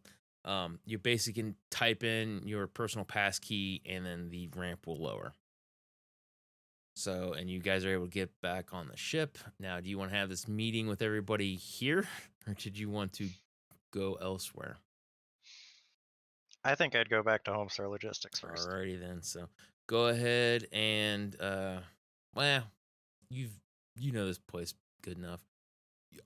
We'll go ahead and have you basically kind of lift up and then go off a screen swipe that you guys are already landed, and the ramp's still up, but it'll kind of like I see the camera kind of focusing on the ship before it does an interior cut to you guys kind of all huddled around. So All right. So I'll gather everybody around. Go, they have shift change in about 3 days.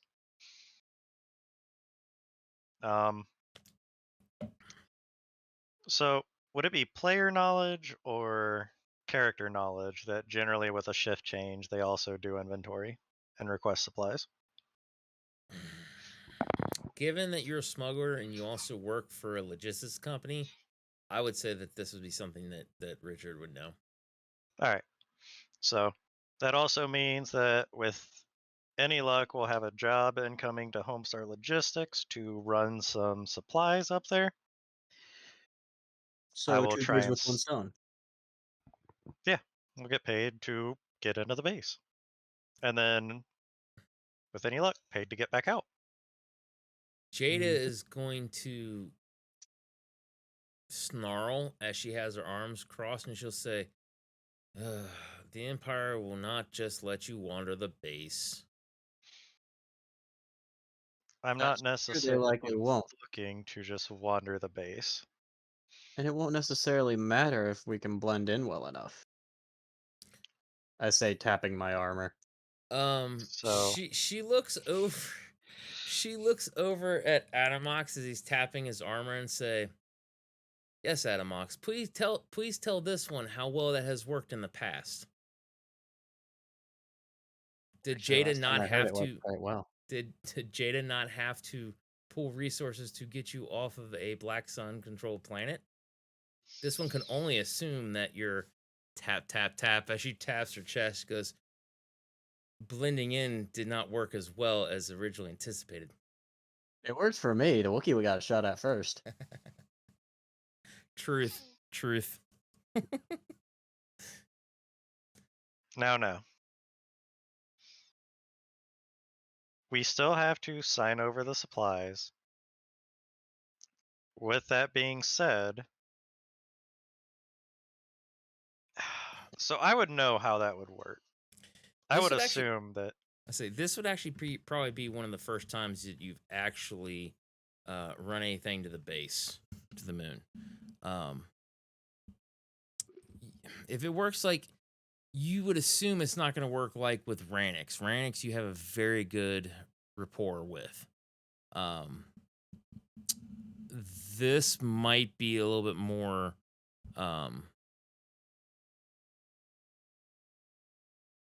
systematic, we'll say. Yeah. So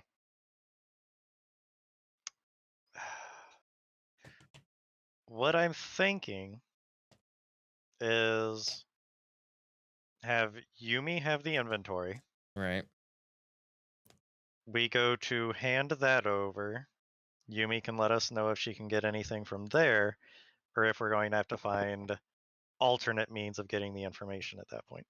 All right. So let us see. Now, I do have a logistical question as far as in universe goes. Like, were we given like a device? Do we have something to download that to, like a USB or something? Like, we You just like stick it on the wall or something? you personally don't.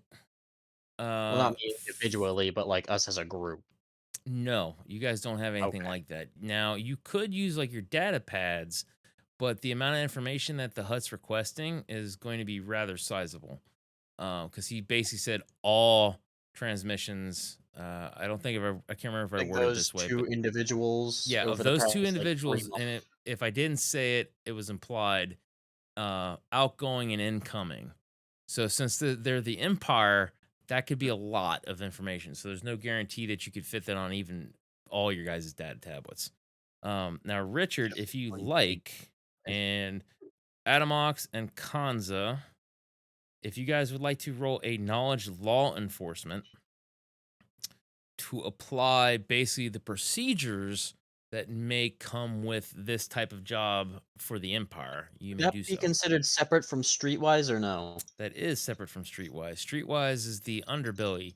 Law enforcement Gotcha. is basically procedures Top side. of. Yep. Alright, yeah, I'll roll that. I got a 9. I Nice. also got a 9. Nice. Math. Hold on. I love it. I only have 2D plus 1. Hey, I got a that's not bad. 10 I only have with a 15. 3 on the wild die. Fantastic. Oh, So, no, actually, that might be bad math. Hold on. Hold on. I need to make sure I'm actually doing this right. Because I got 2 6s and a 3, and I get +1. I'm really bad at 15, math. 16. 16. Yeah, 16. Okay. Sorry, I'm really bad at math. Yeah, that's fine. This You is gotta. why I pull out calculators. That's all right. It's all good. All right.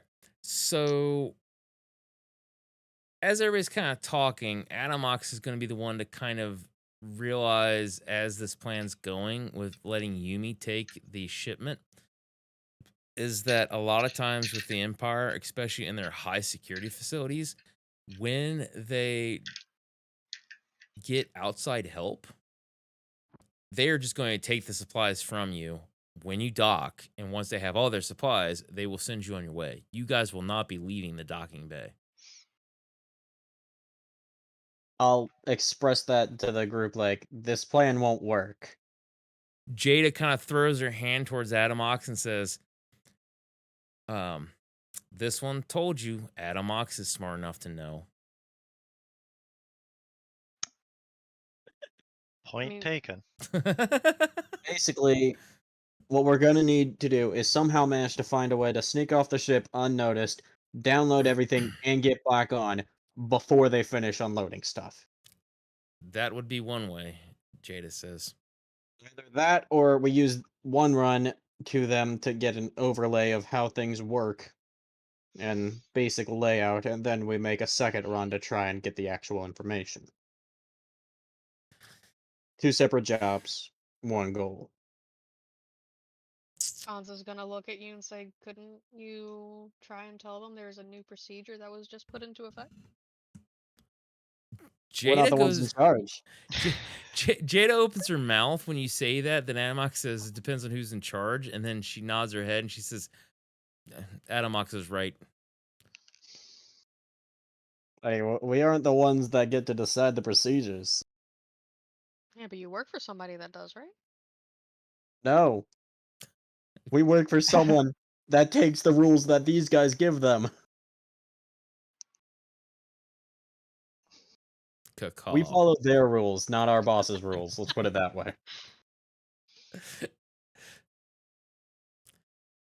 Uh, Yumi is going to say,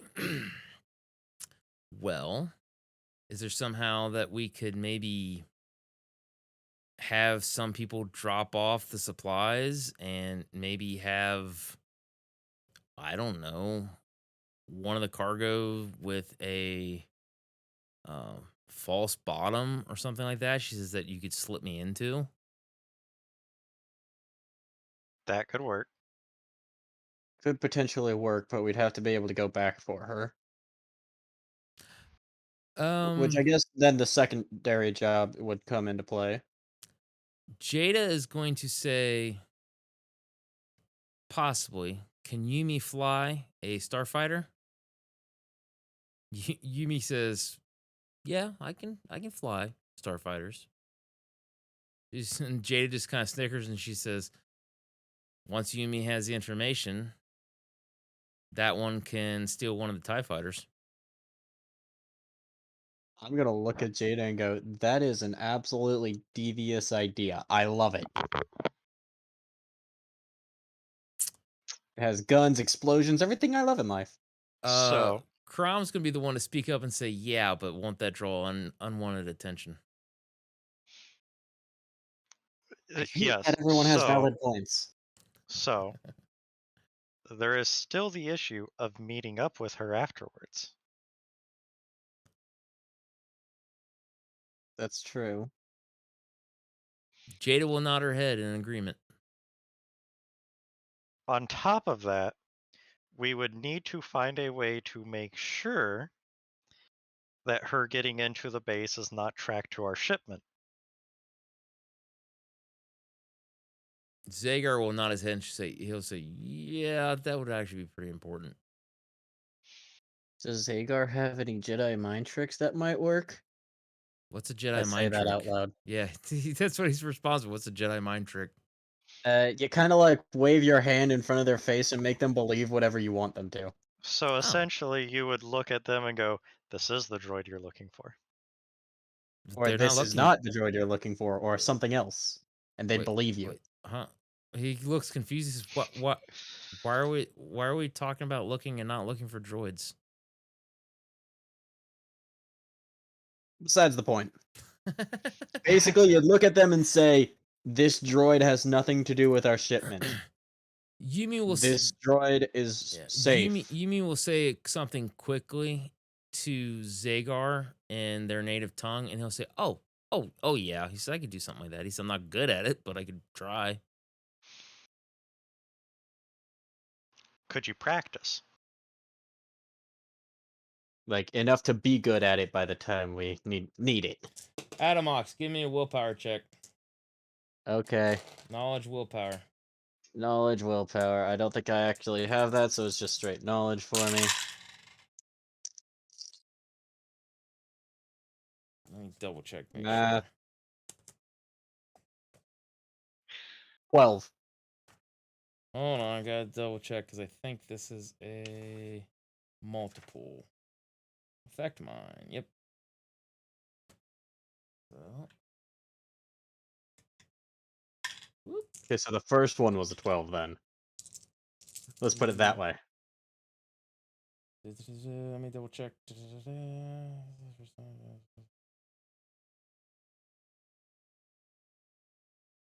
Hold on.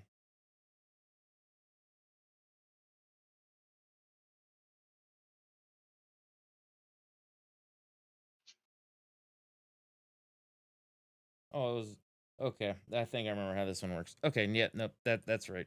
So no. You he kind of looks at Adam or yeah, he looks at Adamox, waves his hands and says, I like wearing women's panties. To which Adamox says, I like wearing women's panties. And I'm just completely oblivious after the fact. Yeah, pretty much. And everybody Lovely. else is kind of giggling a little bit, and Yumi just kind of shakes her head and just pats him on the shoulder. He says, "Yeah, I like I said, I Context clues, well, I at least know something happened. the people were laughing, so you're assuming something had happened. You don't know what was said. I don't know what was said, but I can assume, based on context clues, he did a Jedi mind trick on me. Pretty much. I have no idea what you made me do, but I It was instantly funny. regret it. For you, maybe. I can already tell it's supposed to be embarrassing for me. How do you know? I don't. Context clues, that's how. He could Taker have just made you tell a Y'all are joke. clearly laughing at me, not with me. He could have made you tell a joke. I didn't say it was a joke. No, it was a joke. I I hope. Help me, maybe. I hope. Whatever it was, I'd hope so too. Jeez. Oh, that was good. So, Kanza, as they're all doing this, what's your take on it? I do not like that an Kha'Zix has this kind of power.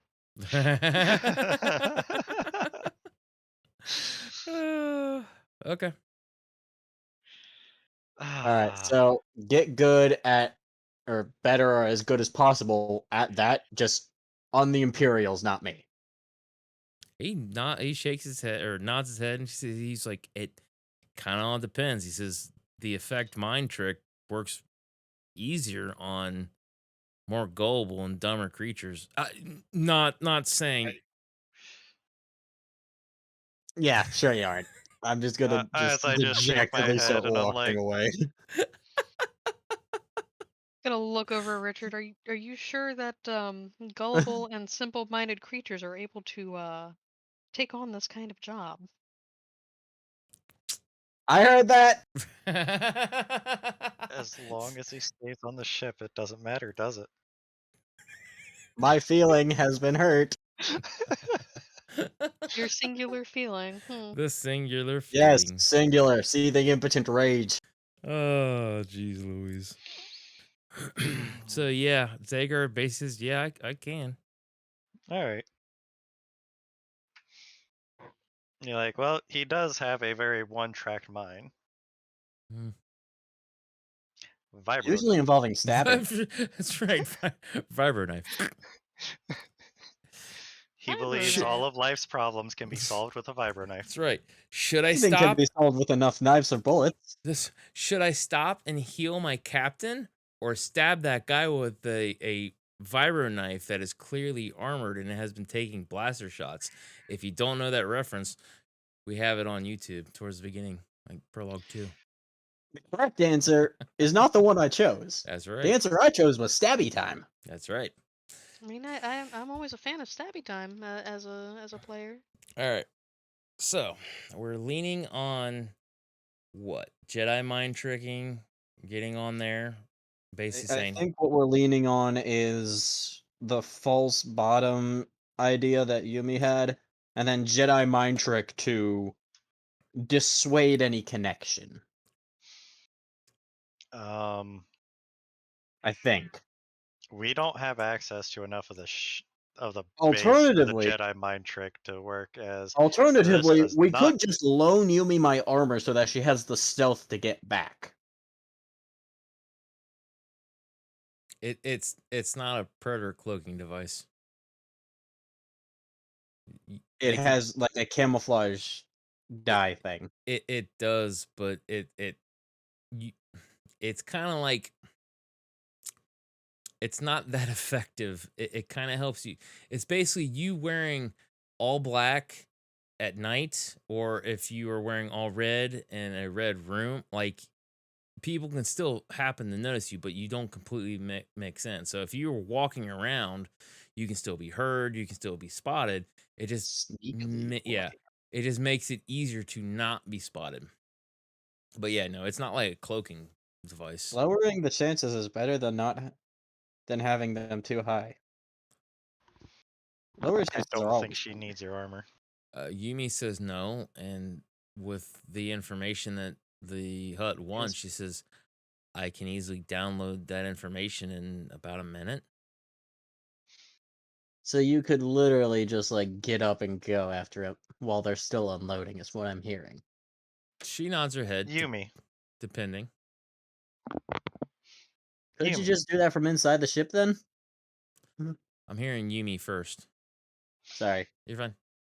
I can wait. Okay. So, can you do it from inside the ship? She will say if the ship was connected to all their systems and communications, yes. I highly doubt that your ship is connected to all their communications and systems. Jada will collaborate and say, yeah, a lot of their stuff is basically going to be encrypted. And a lot of those messages that are dealing with the higher ranking officials have a lot more safeguards. It's harder to hack into them remotely, almost impossible. Okay, so I'm gonna look at Yumi and go, Yumi, how much of yourself can you turn invisible? None, she says.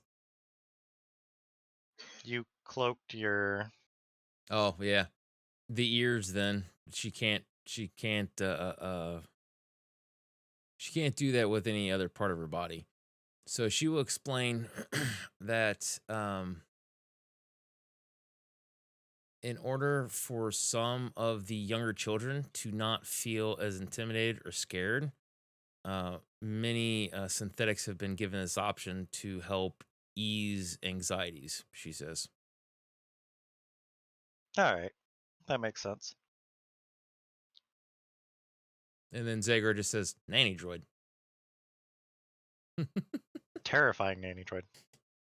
I can attest to that. Right? Combat prowess is combat So, prowess.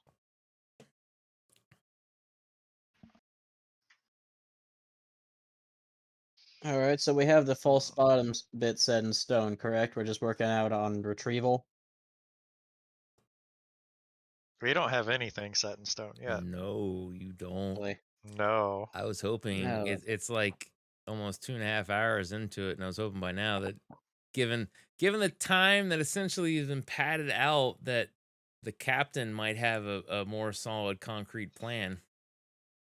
I told you, brain no work today. It's been a long day. For me, brain Trust, no I know. work every day. I always have horrible ideas, Yeah, you're good. as evidenced by a stab. So what's yeah? So Kanza, what's your 2 cents while Richard's brain's not working and Adamox is stabbing things with his mind? Adamox is being Adamox. Yeah. As much of a fan as I am of stabbing, I respect the vibro knife. I've seen what this thing can do, and couldn't she just fight her way in? Too much attention is always a bad thing. Jada will say, Jada will look at Yumi and say, "Are you indestructible?" And Yumi shakes her head. She says, "Highly durable, but not indestructible." Then Jada shakes her head and she says, "No, Kanza. Jada understands enough about the Empire to know that they will turn Yumi into slag." In which case, you said there was some kind of essentially a cloaking feature to blend in, I guess. Could That was my armor making me a little more difficult to spot. Yep. Doesn't actually I make thought they me were talking about invisible. Yumi's ability to change her appearance So as well. Yumi can change She her can make herself appearance. have ears. Let's put it that way. Well, she can make herself.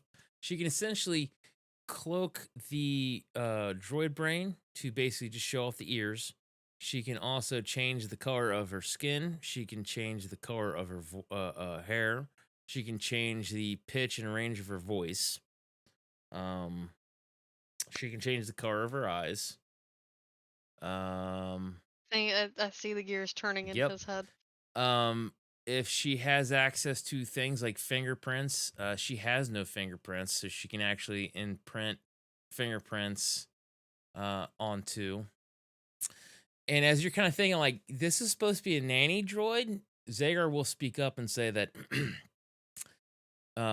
yeah, a lot of our nanny droids, as she has been referred to, essentially are given a lot of these extra things to make certain things in life easier in the long haul Hold for on. the And why family. not have her look like somebody that is already on the base and make it easier? Like, yeah, like, can she also include her clothing in that appearance change? No. If so, we could just. Oh, okay. It's Okay, casual so day. Right? yeah, casual Friday on a military base That's right. is a thing, but not for the Imperials. That's right. So I got it. Okay. So we will actually go with the false bottom idea. However, the bottom will actually have catches so that when she gets out, it will fill out the space so Okay. that there isn't really any evidence left that she was in a false bottom. Okay. So it won't be tracked back to the shipment Okay. of that's how she got in there. Okay. From there, she can sneak in, get the information. If she takes a fighter out and she's able to get away, she could land a ways away, sneak away. We could wait a few days. She would have a way to contact us once the coast is clear, and then we could pick her up. Okay, so Jada will chime in that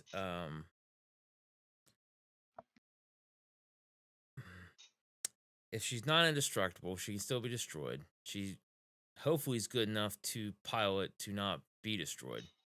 The biggest issue would be to remove the transponder code entirely. Um, Well, if she's gonna be hacking in to get information anyway, couldn't she also just grab some correct, some like faked permissions or whatever to take that ship and leave anyway? that's possible. Potentially. That is possible. Um, if And she had a forge a good enough or document that convincing says that the enough, ship needs to go in for maintenance. well, they would have a maintenance hangar there. Yeah. So yeah, it's all pretty much self-contained. Um, but yeah, Jada will say that yeah, if they have any kind of falsified documents that are basically putting her to take the ship, essentially once she gets all the information, it would just be an issue of finding the um pilot's quarters and then securing an outfit to blend in and then basically kind of handing off the orders to the dockmaster and then taking the tie and then just coming to the planet. Which Ditching, again, if yeah. she's hacking in, she can probably falsify those herself anyway, Mm, to a certain degree. Yumi's going to kind of shrug her shoulders on that one. She says, I don't have anything in my data banks for falsifying documents. Um it's actually forbidden for me to do so." Mm. So, Issue. hmm. What if you were to copy other orders and replace the name? Would that still fall under falsifying the document? She will say yes if I change anything about the document and that document is not true. She says it still falls under falsifying documents. And that goes against your programming, so you can't do that. Correct. Jada just kind of shrugs her shoulders and says, "This one might be able to make some um, temporary documents, provided um, I am provided with a roster of all Imperial officers and pilots." She says. Right, and then Yumi could just make herself look like one of them on the way out after grabbing the She uniform. nods her head. She says, "Putting this information on a code cylinder," she says, "or on a data tablet that Yumi would take with her would work." All right, so we need to get a list of officers and pilots. Which that one I think Yumi can download while while Yeah, there. but once she's That would there, we can't exactly get this stuff to her. We need to Correct. get that before she goes up. Correct. In order for it to work, Jada would essentially need to make all this stuff beforehand, pass it off to Gumi, and then snowball it from there. Jada, if could you do that semi-remotely with enough range? Like if we're close enough. If she had a strong enough dish, in theory, she could do it right from Home Store Logistics, right from wherever terminal that she had, and send all that information right to a data tablet. But the problem would end up being the problem would Well, end up again, basically being the file size. So it's not quite. again, what if we were to make 2 trips though? We take one job for you, and while we're Let's there, you get that information. Then we make a second job to actually pull all this off. Richard, you can explain that one. If she's already going in to get that information, she might as well grab the information we need. I'm sorry, my brain is very small. I don't know why I did not think of that. Oh. So Kanza, I've been hearing a lot from Adam, Ox, and Richard. What's Kanza got to say? Hansa does not know much about how the Imperials work. So think of it as any kind of real world how you would bank heist this crap with Right, and computers and things that that's what I'm trying to think yeah. of. No, you're fine. It's just I know like since you don't do a lot of the Star Wars stuff, that's kind of the best way I can explain it. Like Ocean's 11, this shit. I mean, that's kind of the I've way that never works. watched any of the Ocean's movies. I neither have I. I've just been kind of doing the bank heist mentality too. I don't Yeah. know enough about Star Yeah. Wars No, yeah. universe. So What I'm saying Like I is the said, I don't characters have good well. She ideas. didn't. I'm just She wouldn't I'm know about how they would thinking work. no, you're good. along the lines of Air Force Junior ROTC. How would I get onto a base? How much of that do I know? And essentially, how do I safely get off?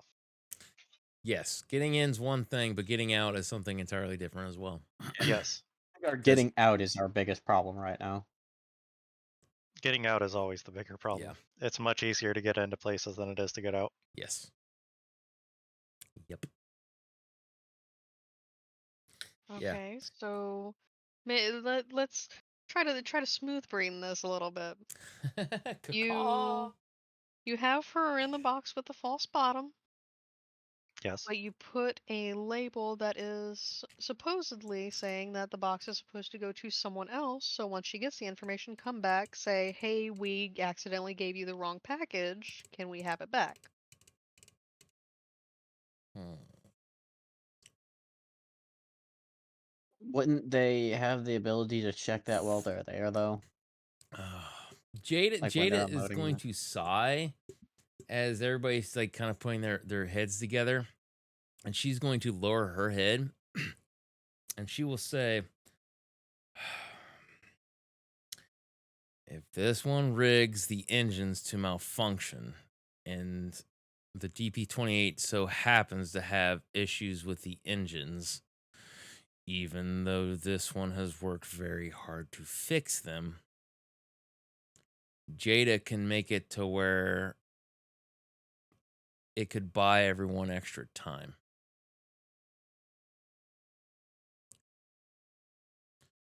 This could potentially allow Yumi to get the information and come back. I'm just gonna look at Jada, look back at Richard, and go, "Do we really want to do that? Like, do we want to put Jada through that?"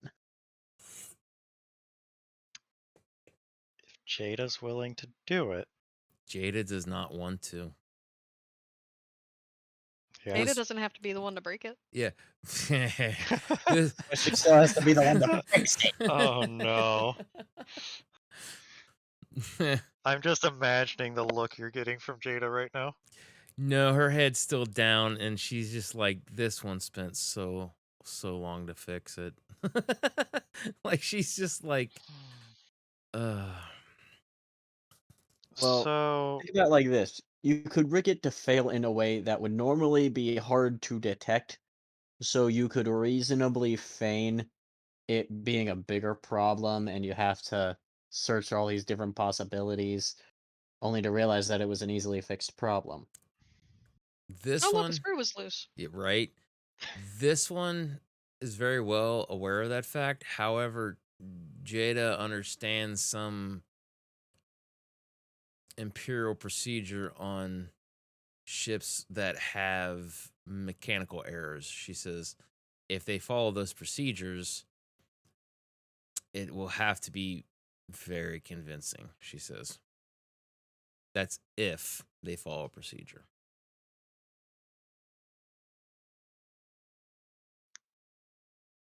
Do we still have the broken parts?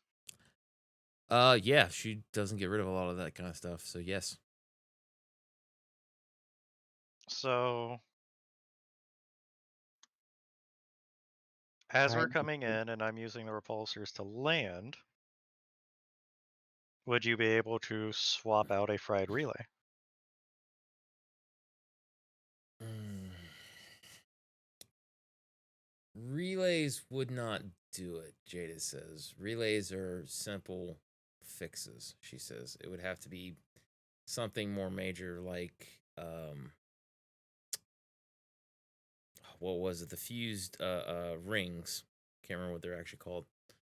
But it would have to be something along those lines. But for the entirety of the engine, that would essentially keep the engine from running. Could you swap them out and sufficiently hide the good one that we have? Jada believes that what she could probably end up doing would be rigging a MP device essentially in there to zap all the power while everything's functioning. And it would essentially take about an hour to fix it to get all the power back online, is what she's thinking. So no long-term damage then. Potentially, no. Let's do this in the minimal damage way possible. Uh, sh- she's going to look at Richard and say, best way to do this. Jada believes that it should be sometime before landing, but not coming in hot, she says. Yeah.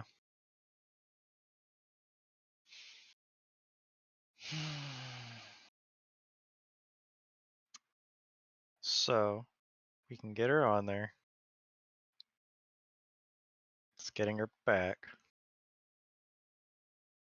I do believe that, as much as I hate to say it, that does sound like our best shot. Jada just lowers her head. I hate to say it. Hasn't stopped, Richard, she says.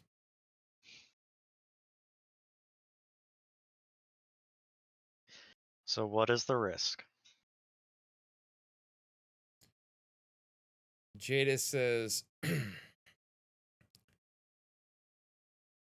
this one believes that there may not be any risk to the engines. However, this one cannot exactly guarantee that. Depending on Richard's capability of flying a hunk of rock, she says, there could be external damages. And the greater risk is if for some reasoning you have a tryhard that pieces all this together, the Empire will not take kindly to this if they follow procedures and if they're smart. How likely is that?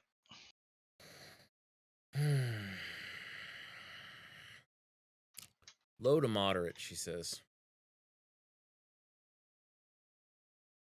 Very likely the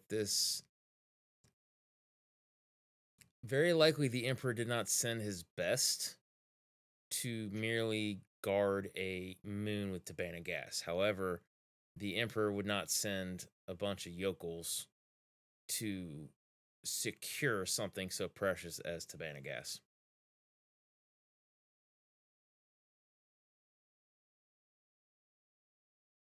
It's understood. So what I'm hearing is it's a 50-50 shot. She shrugs her shoulders and says, maybe.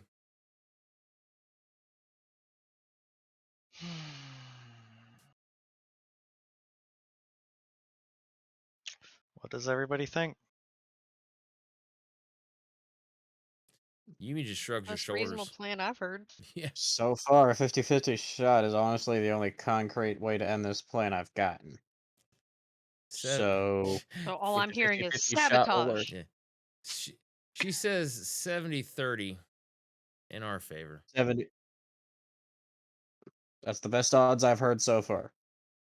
That's the Yeah. best plan we got then. I'm willing to do this. Jada is not. She We'll looks try to like find you something depressed. nice to get just we'll try to find you something nice to have, Jada. I make no promises, but the effort will be made. Poor Jada. So Jada, I'll tell you what. We pull this off, we'll buy those new engines we talked about. There'll be a moment where her head's down that like her eyes will be closed and then they kind of open up. And then she kind of looks up and then she looks at you and she says, those would be better engines. This one doesn't feel as bad. Is this agreeable? It will take us longer to install the new engines. The new engine, she says, but Jada would much prefer the 2400 engine.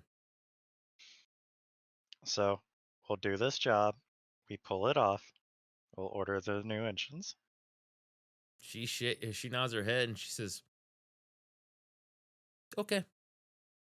All right. Richard has talked Jada into it. With the payment from Mojo, we may actually be able to afford it too. I can already afford it. Yeah. And trust me, with the payment from Mojo, it's not enough to scratch the cost of a new engine. No. F. No, not even half. I didn't say half. Oh, I said F, like F in chat. Yeah. Gotcha. All right. All right. So that sounds like the good plan.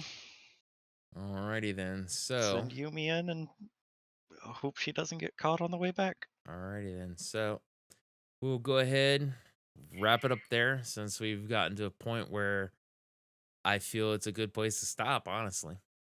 So Yeah, seems like a good endpoint. it does seem like a good end point. So everybody have fun. Yeah.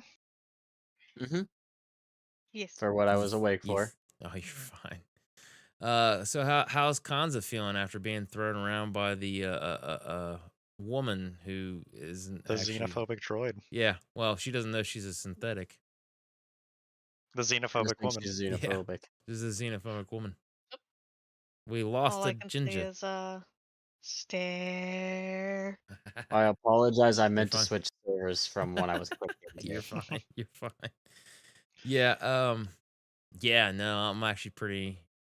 I was giggling pretty hard in my mind about that, the whole thing, because I could see if this was something that was Storm King's Thunder that we play at the house here, I think it would have gotten a little bit more of a response out of her.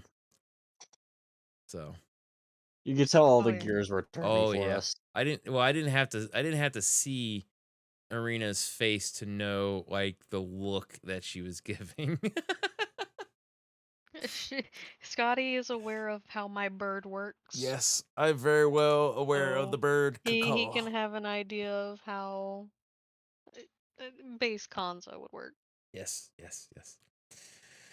So Richard, how are you feeling about the entirety of everything here? I think that we have a solid plan. Okay. I think our biggest risk is going to be Yumi getting back. Okay. Beyond that, I don't foresee too many hiccups, although I will be taking the time to come up with backup plans. That might be smart. Yeah. It might be smart. As As long the fit as really does like to hit the shan. That's right. I don't try to stab anyone, I think I'll be good. So We keep can them work on on the your ship. stabbing skills. Keep me on the ship. That's right. Keep them on the ship. The pilots or the mechanics come in and things of that, and I was just like, stab! Like, no! I could see it happening though. Oh, that's the worst part. So, oh yes. Well, has anyone got anything to say before we end up signing off for the evening? No. I like chicken. Chicken is good. Chicken Cacaw? is very good.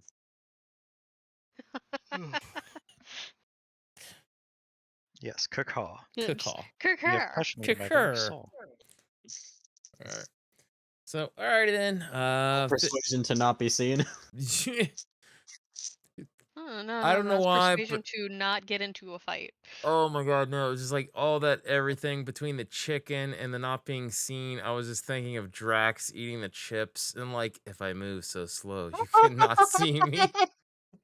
That is Adamax in the outfit. I cannot be seen if I move so slow, but we can see Really, you. really No, you slowly. can't. Oh my god.